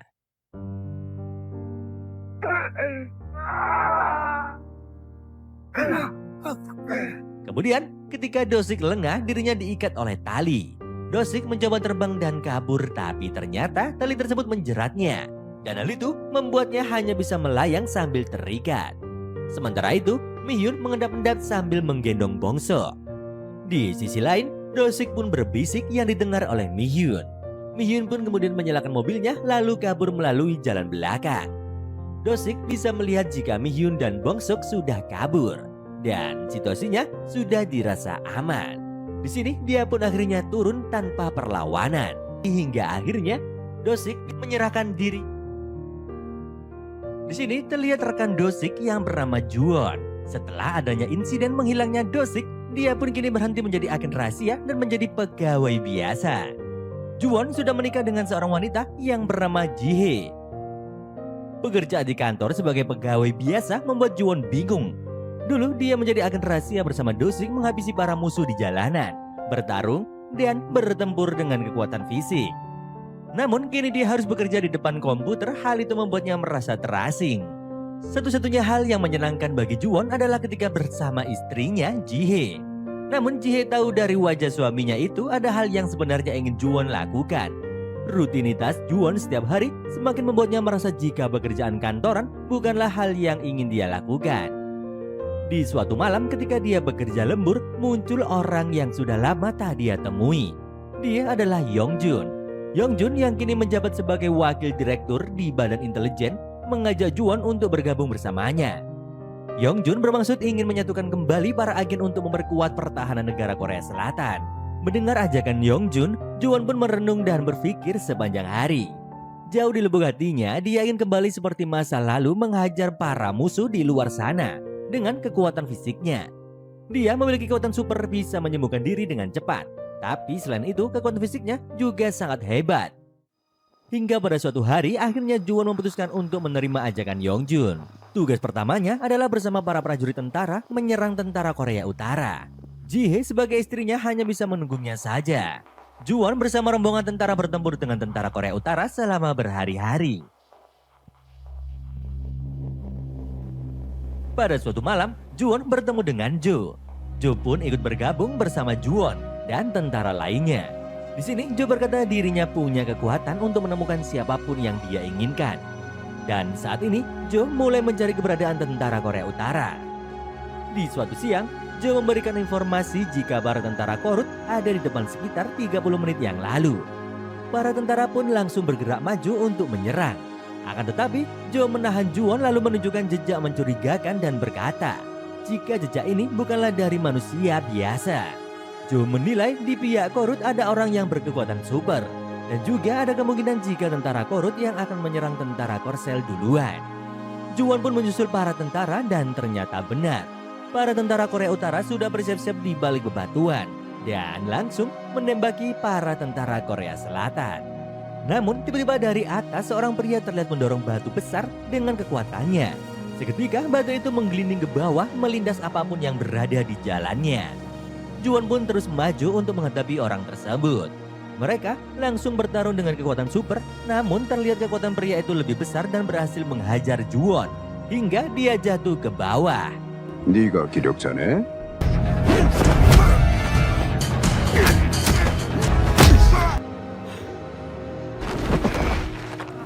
Orang itu kemudian kabur setelah menghabisi para tentara Korea Selatan. Dari semua pasukan tentara Korea Selatan, yang ada hanya Juwon dan Jo yang berhasil selamat. Juwon terlihat sangat terpukul karena rekan-rekannya tewas di depan matanya. Ketika Jo muncul, dia juga jadi benci kepada Jo karena dengan sengaja memberitahu informasi yang salah. Sehingga tentara Korea Selatan diserang hingga semuanya tewas. Setelah berbulan-bulan Juwon ada di medan perang, akhirnya dia kembali ke rumah. Ji-hye langsung memeluknya. Dia bersyukur karena di antara semua yang tewas, suaminya itu masih bisa selamat. Setelah Juwon kembali ke rumah, tak lama kemudian istrinya pun hamil. Dan akhirnya mereka pun punya anak. Mereka memberinya nama Hisu. Hisu pun tumbuh menjadi anak yang sehat. Hingga pada suatu hari, Juwon mendapat misi baru untuk pergi ke luar negeri. Selesai misi dan setibanya dia kembali ke Korea, dia mendapat kabar yang mengejutkan. Ji-hye dan Hisu mengalami kecelakaan mobil. Juwon segera datang ke rumah sakit dan menemui anaknya yang sedang dirawat. Beruntungnya, Hisu selamat namun istrinya, Ji-hye, telah meninggoy di dalam kecelakaan tersebut. Juwon merasa sangat terpukul ketika harus datang ke pemakaman istrinya itu. Dia menangis dan meratapi istrinya yang sudah tiada. 희수 내가 잘 키울게. 걱정 마. Seumur hidupnya, dia belum pernah punya pacar dan istrinya adalah pacar pertama yang langsung menjadi pendampingnya. Kehilangan pasangan hidup yang setiap hari bersamanya membuat Juwon seperti mayat hidup. Dia tak tahu harus berbuat apa. Setelah kejadian itu, Juwon pun menemui Yongjun dan berkata akan berhenti menjadi agen untuk mengurus anaknya Hisu. Yongjun awalnya keberatan karena Juwon adalah salah satu agen terkuat yang dia miliki. Lalu Yongjun pun berkata jika suatu hari nanti dia dibutuhkan, dia akan dihubungi lagi. Kembali ke masa sekarang, di tahun 2023 insiden lepasnya ring basket yang hampir mengenai Hisu waktu itu. Di suatu siang, kebetulan Gang-hun melihat Kiso sendirian di dalam gimnasium. Gang-hun menuduh Kiso adalah pelaku insiden ring itu. Namun Kiso membantahnya. Sementara itu, siswi yang merekam kejadian itu dan menguploadnya ke internet kini kameranya disita oleh para guru. Setelah itu, guru tersebut dipanggil oleh guru senior bernama Pak Choi. Pak Choi mencurigai dialah pelakunya. Karena di antara guru lainnya, guru ini tahu rahasia di balik sekolah ini yang menyekolahkan anak-anak berkekuatan super. Beralih kepada siswi yang merekam, dia curhat pada temannya tentang kameranya yang disita guru. Tak hanya itu, akun di internetnya juga diblokir padahal menurutnya insiden itu biasa saja. Dia berkata jika dia akan mengambil kameranya kembali ke ruangan guru ketika semua orang sudah pulang. Di sore harinya, Hisu dipanggil oleh Pak Choi ke ruangannya. Pak Choi berkata karena ring basket rusak maka gimnasium perlu diperbaiki. Akan tetapi, Hisu harus tetap berlatih agar dia berhasil mendapatkan beasiswa. Pak Choi pun merekomendasikan Hisu berlatih di sebuah sport center di kota Dunkon. Hisu pun keluar dari ruangan Pak Choi, namun dia kaget karena Kiso tiba-tiba menghadangnya. Kiso bertanya apa yang Pak Choi katakan. Dan Hisu menjawab jika Pak Choi hanya menyuruhnya latihan di tempat lain. Lalu Kiso berkata untuk tak percaya kepada siapapun. Setelah itu Kiso pun pergi. Hisu kembali ke kelas dan mendapatkan Bongsok yang masih ada di sana. Hisu bertanya, kenapa seharian ini Bongsok terlihat diam saja? Dan Hisu perhatikan, Bongsok tak lagi memakai pemberat di kakinya. Bongsok menjawab jika mulai sekarang dia harus membiasakan diri tak memakainya. Dirinya tak ingin hidup dengan pemberat seumur hidupnya. Hisu merasa ini ada hubungannya dengan insiden yang menimpa dirinya. Hisu melihat sendiri Bongsok terlihat sedih ketika dia gagal menyelamatkan Hisu. Hisu tiba-tiba mendekati Bongsok lalu menepuk kedua pipinya. Dan jelas itu membuat Bongsok melayang karena senang. Hisu melakukan itu untuk membuat Bongsok ceria lagi. Dia pun mengajak Bongsok untuk ikut bersamanya pergi ke sport center, menemaninya latihan di luar. Mereka berdua pun berjalan menuju halte bus untuk pergi ke sport center karena jaraknya cukup jauh. Namun dari kejauhan seseorang mencurigakan sedang membuntuti mereka. Sementara itu, Mi-hyun dan Juwon yang sudah melihat video insiden ring basket membuat mereka yakin ada sesuatu yang mencurigakan di sekolah anak mereka. Mi-hyun bahkan menyediakan senjata lalu bersiap datang ke sekolah. Sementara Juwon juga menyiapkan diri, dia mengetes kemampuan pemulihan dirinya dengan mencelupkan tangannya ke minyak panas. Ketika dia mengangkat tangannya, dalam hitungan detik tangannya pun sembuh seperti semula. Kembali kepada Bong-seok dan Hee-soo. Kini mereka naik bus dan sopirnya adalah Gyedo. Setelah mereka berdua naik, seseorang yang tadi membuntuti juga naik ke bus tersebut. Ketika bus mulai berjalan, pria itu tampak waspada karena sudah jelas dia memang membuntuti Bong-seok dan Hee-soo untuk satu tujuan jahat. 번개 파워. Beralih kepada Mi-hyun. Kini dia sudah sampai di sekolah dan bertemu dengan satpam. Dia berkata dia ingin bertemu dengan guru sekaligus wali kelas Bong-seok. Mi-hyun kemudian menelpon Bong-seok bertanya di mana dia sekarang. Bong-seok berbohong berkata jika dia sedang dalam perjalanan pulang, padahal dia sedang pergi bersama Hee-soo ke sport center. Tak lama kemudian giliran Hee-soo yang mendapat telepon dari ayahnya. Hee-soo berkata dia hari ini akan pulang larut karena harus latihan dulu di tempat yang lumayan jauh. 이 자식. 나도 훈련 도와줄 수 있어. Kini Juwon juga sampai di sekolah dan langsung masuk ke dalam gedung sekolah. Tanpa mereka tahu, satpam sekolah menelpon seseorang memberitahu jika Mi-hyun dan Juwon kini sudah berada di sekolah. Mi-hyun mendatangi wali kelas Bong-seok. Di sini Mi-hyun pun mulai mengobrol tentang insiden ring basket itu dan bertanya apa yang sebenarnya terjadi. Di sini Pak Choi berkata jika ring itu memang sudah tua, namun beruntungnya tak ada siswa yang terluka. Mi-hyun juga bertanya di dalam video ada seseorang siswa dengan gerakan cepat menolong Hee-soo.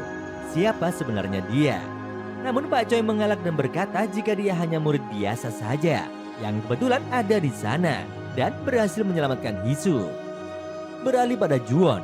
Juwon pun mendatangi gimnasium tempat Hee-soo hampir saja terluka. Di sana dia memeriksa ring basket dan melihat sebuah skrup terlepas.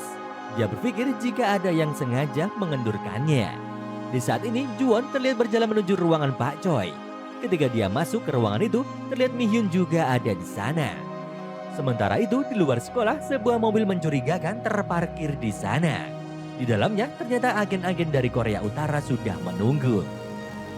Si wanita itu menelpon seseorang dan berkata, jika ada 2 orang di sana. Mi-hyun yang memiliki pendengaran super bisa mendengar si wanita berbicara di telepon dan langsung waspada.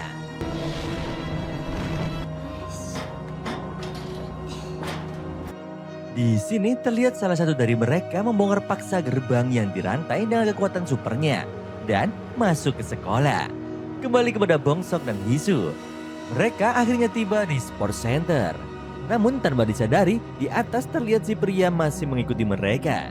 Hee-soo dan Bong-seok akhirnya pun masuk ke tempat tersebut. Di sini Hee-soo mulai berlatih dan Bong-seok keluar sebentar untuk membeli minuman. Di saat itulah tanpa Hee-soo sadari, si pria masuk ke gimnasium dan mengunci pintunya. Hee-soo tak melihat kedatangannya karena dia ada di lantai kedua. Si pria itu perlahan melayang ke lantai 2 dan mulai berbicara kepada Hee-soo. Di sini Hee-soo terkejut karena ada orang asing yang menghampirinya. Lalu tiba-tiba si pria melempar Hee-soo ke lantai bawah. 확인하자. Di luar ketika Bong-seok akan masuk, dia mendengar jeritan Hee-soo yang ada di dalam. Dia pun mencari jalan masuk lain dan melihat ada jendela kaca yang langsung menuju gimnasium. Si pria itu tampak belum puas dan berkata jika dirinya akan mengetes Hee-soo dan membawa Hee-soo melayang tinggi. Di luar, Bong-seok bersiap untuk terbang ke atas dengan masuk melalui jendela kaca bersamaan dengan Hee-soo yang dijatuhkan ke bawah. Bong-seok terbang menabrak kaca dan fokusnya langsung kepada Hee-soo. Beruntungnya, dia berhasil menggapai Hee-soo dan menggendongnya. Bong-seok pun terbang berputar-putar sebelum akhirnya dia mendarat. Sementara di sekolah, Mi-hyun menutup pintu ruangan dan bermaksud untuk membereskan wanita itu. Si wanita langsung menyerang Mi-hyun. Beruntungnya, Mi-hyun bisa mengelak dan terjadilah pertarungan mereka berdua.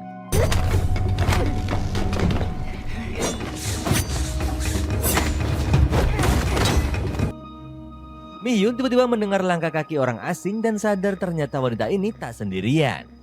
Mi-hyun pun pergi melalui jendela di saat seorang pria masuk ke ruangan yang ternyata adalah rekan wanita itu. Sementara itu, 2 pria lain juga masuk ke ruangan Pak Choi. Di luar, Mi-hyun terlihat melempar salju ke kamera CCTV karena dia tahu kini semua CCTV dipantau oleh agen dari Korea Utara. Dia pun masuk ke sebuah ruang kendali daya, namun salju yang dia lempari sedikit jatuh dan si wanita bisa melihat ketika Mi-hyun masuk ke ruangan itu. Di dalam ruangan, Mi-hyun mematikan semua listrik di gedung sekolah. Kembali ke ruangan Pak Choi. Dua orang agen Korea Utara tiba-tiba meminta sebuah berkas kepada Pak Choi. Ternyata mereka sedang mencari berkas data anak-anak berkekuatan super yang bersekolah di sana.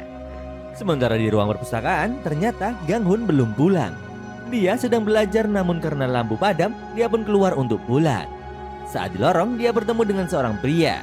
Si pria itu melihat handphonenya dan tahu jika ternyata anak yang dia cari ada di hadapannya sekarang. Gang Hun belum paham dengan apa yang terjadi. Dia kemudian menerima telepon dari orang tuanya yang bertanya kapan dia pulang. Namun tiba-tiba Gang Hun berteriak membuat orang tuanya panik. 강훈이한테 무슨 일이 생긴 것 같아요. Jaiman pun langsung berlari menuju ke sekolah. Sementara di ruangan Pak Choi, tiba-tiba dia menyerang salah satu pria, akan tetapi pria ini tak bergeming. Juwon tiba-tiba ikut menghajarnya dan melumpuhkannya.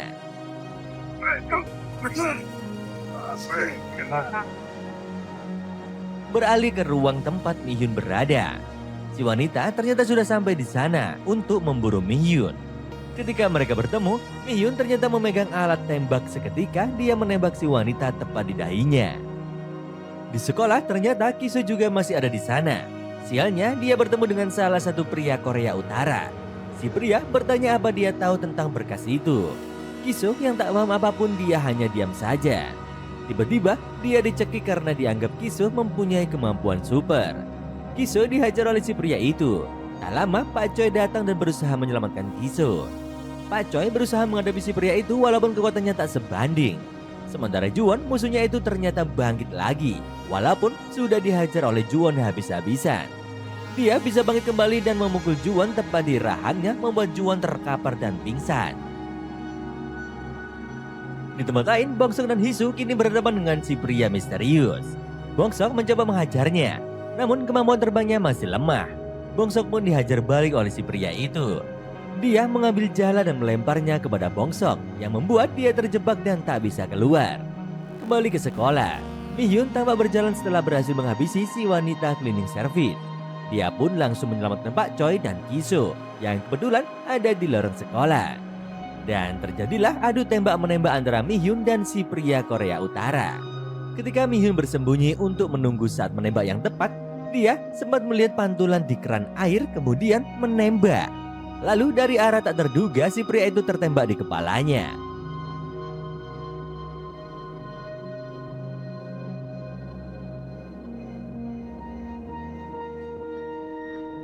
Sementara Pak Choi menyuruh Kiso untuk segera pergi dan dia pergi ke tempat yang lain. Ketika Kiso sendirian, dia mendengar suara dari dalam ruangan. Kiso pun memeriksanya. Ternyata di sana ada Han Byul yang saat itu ingin mengambil kamera. Dia tak sengaja terjebak di sana. Beralih ke tangga, Mi-hyun tahu mereka adalah agen rahasia dari Korea Utara. Lalu bertanya di mana Do-sik berada. Awal dari menghilangnya Do-sik memang ada hubungannya dengan Korea Utara. Di tahun 1994, Do-sik mendapatkan misi rahasia untuk menghabisi pimpinan Korea Utara. Di saat itu terlihat di istana kepresidenan para prajurit berjaga. Dan tanpa mereka sadari, satu persatu dari mereka dilumpuhkan dan lenyap. Satu-satunya orang yang bisa menghabisi para prajurit itu hanyalah agen terkuat. Dia adalah Do-sik. Di sana para prajurit mendapat sinyal adanya penyusup. Mereka pun bergegas untuk menangkap Do-sik. Akan tetapi, Do-sik dengan kemampuannya yang bisa terbang ditambah keakuratan dalam menembak membuat dia tak bisa disentuh sama sekali oleh mereka. Setiap tembakannya selalu tepat sasaran, yaitu di dada sebelah kanan yang membuat korban tak mati dan hanya tak sadarkan diri.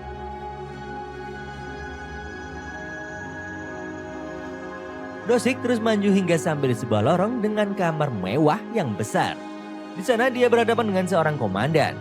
Do-sik pun bergerak dengan secepat kilat melumpuhkan komandan itu dengan tembakan di dada kanan. Do-sik kemudian berkata jika semua anak buahnya belum mati dan menyuruhnya untuk segera menyelamatkan anak buahnya.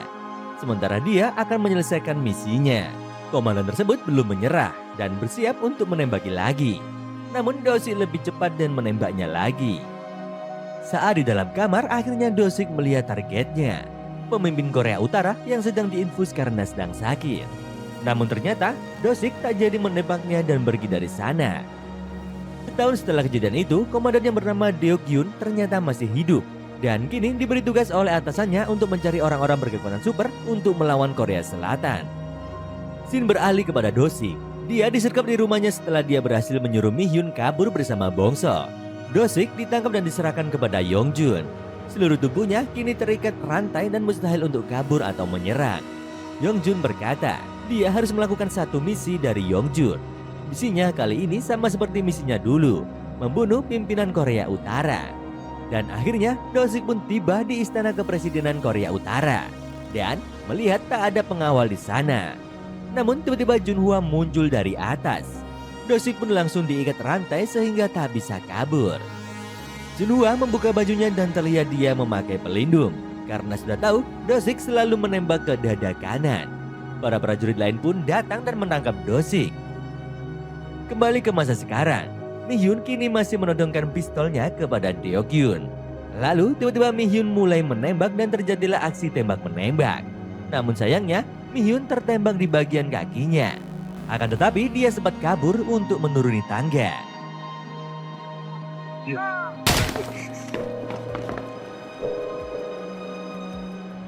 Beralih kepada Bong-seok yang sedang terjerat jala. Pria yang bernama Junhwa berkata jika dia sama seperti ayahnya, Do-sik. Mendengar nama ayahnya, Bong-seok tiba-tiba marah karena pria ini ada hubungannya dengan ayahnya. Akhirnya, Bong-seok pun berhasil melepaskan diri dan langsung menyerang Junhwa. Bong-seok berhasil mengunci Junhwa sembari mereka melayang di udara. Di bawah, Hisu baru tersadar dan melihat Bong-seok yang sedang mengunci Junhwa.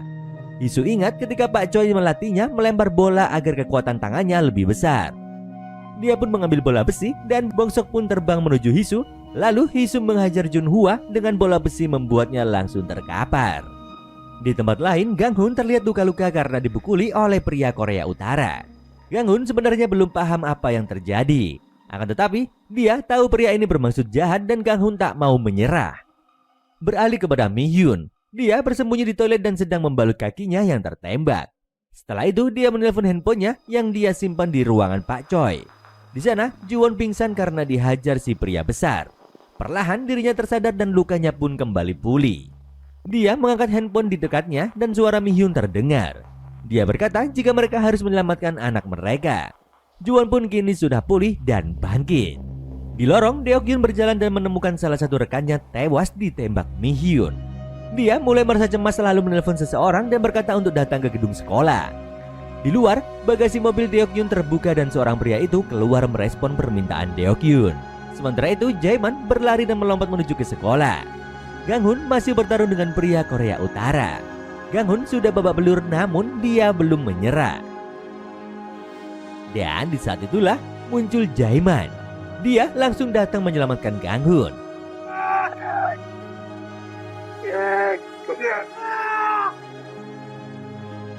Si pria ini tak menyangka akan ada lawan yang seimbang bagi dirinya. Jae-man terlihat lebih kuat darinya. Pria itu dihajar habis-habisan oleh Jae-man yang mengamuk karena anaknya dihajar oleh pria itu. Sementara itu di lorong, si pria besar datang ke sana tapi di belakangnya Ji-won juga muncul. Dan terjadilah pertarungan antara mereka berdua. Kini Ji-won lebih kuat dari si pria besar hingga sebuah pukulan tepat di wajahnya menghancurkan rahangnya.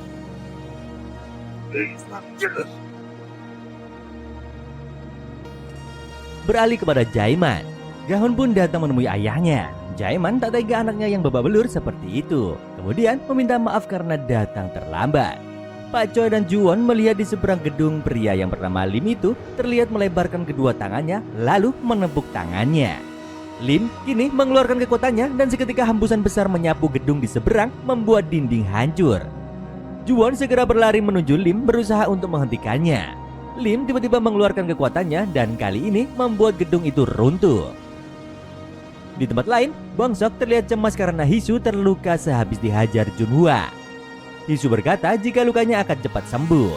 Junhwa ternyata masih bisa bangun sehabis dihajar bola besi. Dia mendapat telepon dari Deok-gyun yang menyuruhnya untuk segera datang ke sekolah karena sedang terjadi pertempuran.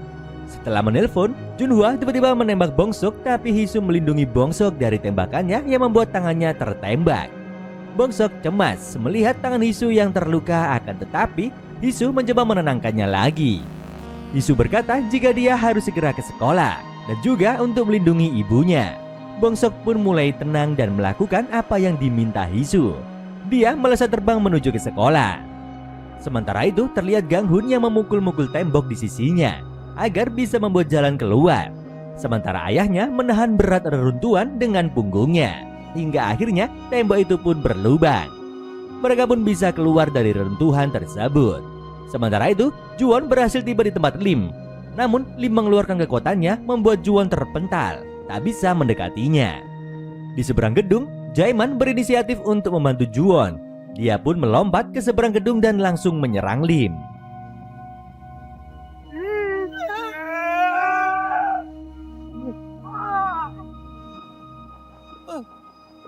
Di tempat lain, Giedo yang sedang nyetir tiba-tiba dia dikejutkan dengan Hisu yang menyeberang jalan. Hisu sempat terkejut, namun dia langsung pergi lagi menyusul Bongsok ke sekolah. Giedo pun langsung mengikuti kemana Hisu pergi bermaksud untuk membantu. Kembali ke gedung sekolah, ternyata si pria besar sudah pulih dari luka-lukanya dan kini kembali bertarung dengan Juwon. Juwon terlempar ke dalam ruangan, kemudian si pria besar membantu Lim dari hajaran Jaeman. Namun Jaeman terlalu kuat. Dia bahkan berhasil menghajar si pria besar. Ketika berada di luar, Lim melakukan hal terakhir yang bisa dia lakukan. Dia menjatuhkan diri dari jendela lalu satu tangannya bersiap menepuk tanah. Sekuat tenaga, Lim mendarat keras, lalu terbelah membuat sepertiga gedung sekolah runtuh. Akibatnya, Jaeman dan Juwon hampir saja terjatuh. Sementara itu, Pak Choi, Ganghun, Kiso, dan Hanbyul berhasil menyelamatkan diri dan selamat dari reruntuhan. Sementara itu, Lim terlihat sekarat karena jatuh dan tertimpa reruntuhan. Si pria besar datang untuk membantu mengangkat reruntuhan itu. Namun, Lim tahu jika waktunya sudah hampir habis. Dia pun menghembuskan nafas terakhirnya, membuat si pria besar pun menangis.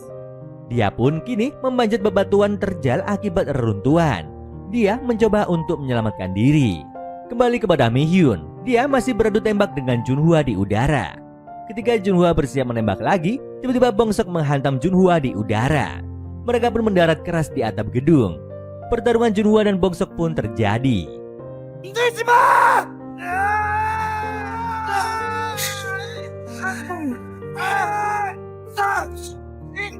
Sementara itu, Giedo akhirnya sampai di area sekolah. Dia segera masuk ke area lapangan dan melihat Bongsok dan Junhua yang sedang berkelahi di udara. Junhua bermaksud menabrakkan Bongsok ke bus. Namun Bongsok berhasil menghindar dan malah Junhua yang tertabrak. Junhua ternyata masih bisa bangkit. Dia pun mengambil pistol dan menodongkannya kepada Bongsok. Deokyun pun terlihat ada di sana juga. Tak lama, Mihyun juga muncul dan langsung menodongkan pistol kepada Deokyun. Terjadilah adegan saling menyandra. Kini Hisu masih berlari menuju ke sekolah. Tiba-tiba dia menabrak seorang pria yang ternyata si pria besar. Wajahnya penuh luka dan dia menangis. Hisu yang tadinya terburu-buru tak tega melihat ada orang yang menangis seperti itu. Dia pun menenangkan si pria besar tersebut. Di sekolah, Giedo keluar dari bus yang terguling dan melihat Bongsok yang sedang disandra. Dia pun membuka aki bus dan menyerap semua energi listrik di dalamnya. Kemudian menembakkannya kepada Junhua.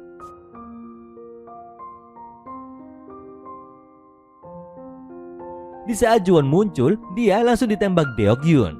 Deokyun langsung menyuruh Junhua untuk segera kabur dari sana. Junhua pun menuruti perintahnya. Kemudian Deokyun mengarahkan pistolnya kepada Bongsuk. Akan tetapi Mihyun langsung menghentikannya. Deokyun mencoba melompat dari gedung, namun Juwon memeganginya.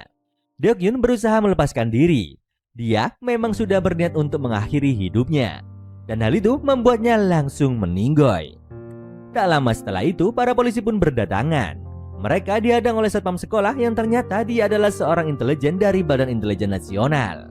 Di saat Hisu tiba, dia pun berlari segera mencari Bongsok. Sementara Mihyun cemas melihat Bongsok yang terluka. Namun Bongsok terlihat tenang. Dia pun melihat ibunya yang terluka di kakinya. Kemudian dia berjongkok dan menawarkan diri untuk menggendong ibunya. Teringat ketika Bongsok kecil di mana-mana selalu digendong ibunya. Dan sekarang giliran Bongsok yang akan melindungi ibunya. Di saat Hisu sampai di area sekolah, dia melihat ayahnya. Ayahnya pun tersenyum kepadanya. Tragedi itu pun telah berlalu. Kini sekolah kembali dibuka dan tak terasa mereka kini sudah lulus. Upacara kelulusan pun diadakan. Mereka berbaris di lapangan namun tak terlihat Bongsok di sana. Setelah selesai upacara kelulusan, di ruangan Pak Choi menyerahkan dokumen pada Juwon. Itu adalah dokumen anak-anak berkekuatan super yang selama ini bersekolah di sana. Pak Choi menilai jika dokumen itu akan lebih aman jika Juwon yang menyimpannya. Sementara itu, Hisu berjalan sendirian ke kelasnya. Kenangannya akan sekolah ini membuatnya teringat akan Bongsok. Setelah kejadian itu, Hisu tak pernah lagi melihat Bongsok. Di Badan Intelijen Nasional, Yongjun terlihat kedatangan seseorang yang ingin menjadi agen baru. Tak disangka ternyata orang itu adalah Gang Hun. Dia bergabung menjadi agen rahasia berkekuatan super. Setelah itu, Gang Hun pergi dan dia berpapasan dengan seorang wanita muda. Wanita yang akan masuk ke ruangan Yongjun.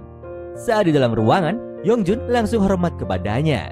Terlihat wanita ini mempunyai jabatan yang lebih tinggi daripada Yongjun.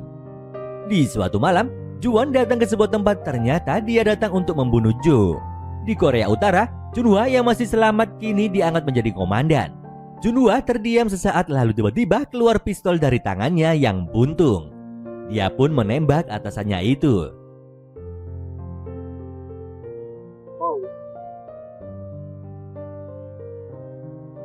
Setelah itu, Junha mendatangi sebuah gua. Ternyata Dosik selama ini disekap di gua itu. Junhwa melempar pistol dan membiarkan pintu gua terbuka. Singkat cerita, terlihat Dosik yang berdiri di hadapan Yongjun. Di sini, Dosik pun langsung menyayat leher Yongjun hingga dia meninggoy. Juwon kini membuka kedai ayam gorengnya lagi. Dan ternyata si pria besar kini dia angkat menjadi pegawainya. Walaupun si pria besar ini menakutkan, namun tampaknya Juwon melihat hati si pria ini lembut dan baik. 조심해. Di TV, Hisu menonton sebuah berita yang menyiarkan tentang kejadian kebakaran di sebuah gedung. Lalu terlihat seorang berbaju kuning terbang menyelamatkan orang-orang di sana. Hisu hanya tersenyum. Dia tahu jika orang itu pastilah Bongsok. Jaket kuning itu adalah jaket yang selalu Bongsok pakai ketika bersama Hisu. Shit. Sementara itu, di sebuah kota terlihat sebuah toko beratapkan warna ungu. Ada juga gorden ungu yang sedang dijemur. Tiba-tiba, seorang pria melayang dan mendarat di atap tersebut. Bongsok yang kebetulan akan mengangkat jemuran, tiba-tiba melihat sosok pria yang selama ini dia rindukan. Miyun datang ke atas dan melihat suaminya setelah sekian lama menghilang. Mereka pun berpelukan bersatu kembali. Hingga akhirnya, cerita pun selesai.